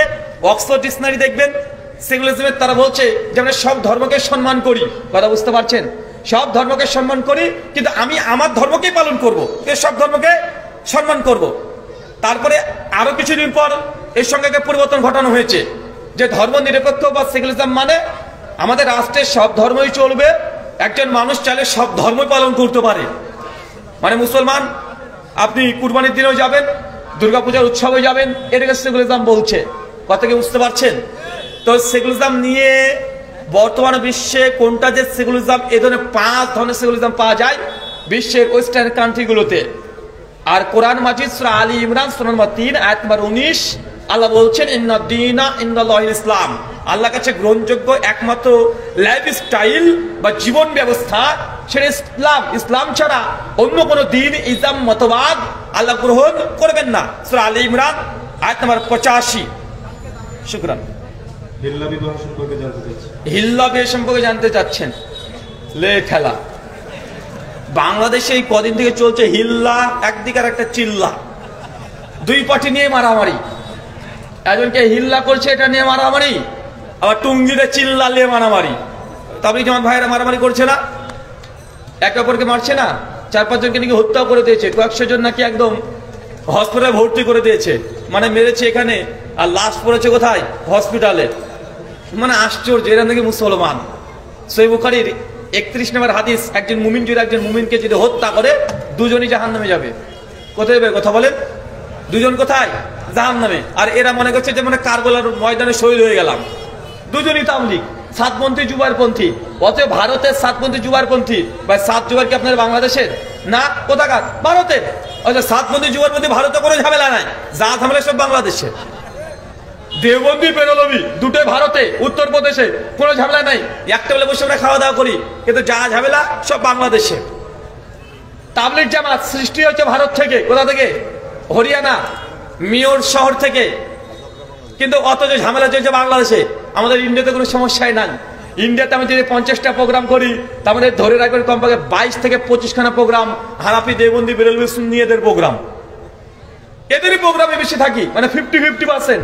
ঝামেলা কেউ হয় না।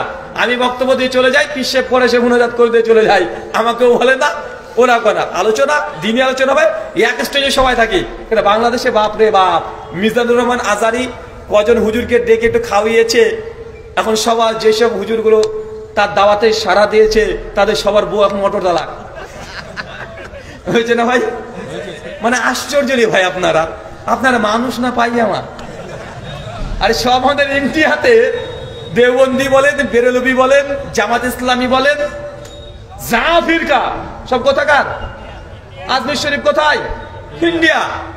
জামাত ইসলামী সেই সময়কার বলেন আবুল আলা মওদুদী, অখণ্ডীয় ভারতের সেই সময় হায়দ্রাবাদে তিনি জন্মগ্রহণ করেছিলেন। পরে সে ভারতের সাথে পাকিস্তানে চলে যান, তাই কিন্তু জন্মস্থান কোথায়? ভারত। তাবলীগ জামাত ভারত। আবার কাঁদেনি শয়তান, ও ভারতের, ও শয়তানটাও ভারতের। মানে ভারত হচ্ছে ডিস্ট্রিবিউটার পয়েন্ট, মূল জায়গা ওখানে আছে। আপনারা সব হোলসেল করে দিয়েছে, আমরা আপনার এখন মারামারি করছেন। আর হেডকোয়ার্টার সব শান্ত। দেখবেন নেতা মন্ত্রী তারা একসঙ্গে, বিএনপি, আওয়ামী লীগ যাই বলেন না কেন, যতই যা বলেন না কেন, ওই একসঙ্গে তারা চা বিস্কুট উপর বলে খাচ্ছে। কিন্তু এই মাঠে ঘাটে মার খাচ্ছে পাবলিকরা। তা আপনাদের সেই দশা। জুবাইরপন্থী, সাতপন্থী ইন্ডিয়াতে কোনো সমস্যা নেই, কোনো মারামারি নেই, দুজনের মধ্যে দাওয়াতি কাজ কাম করছে।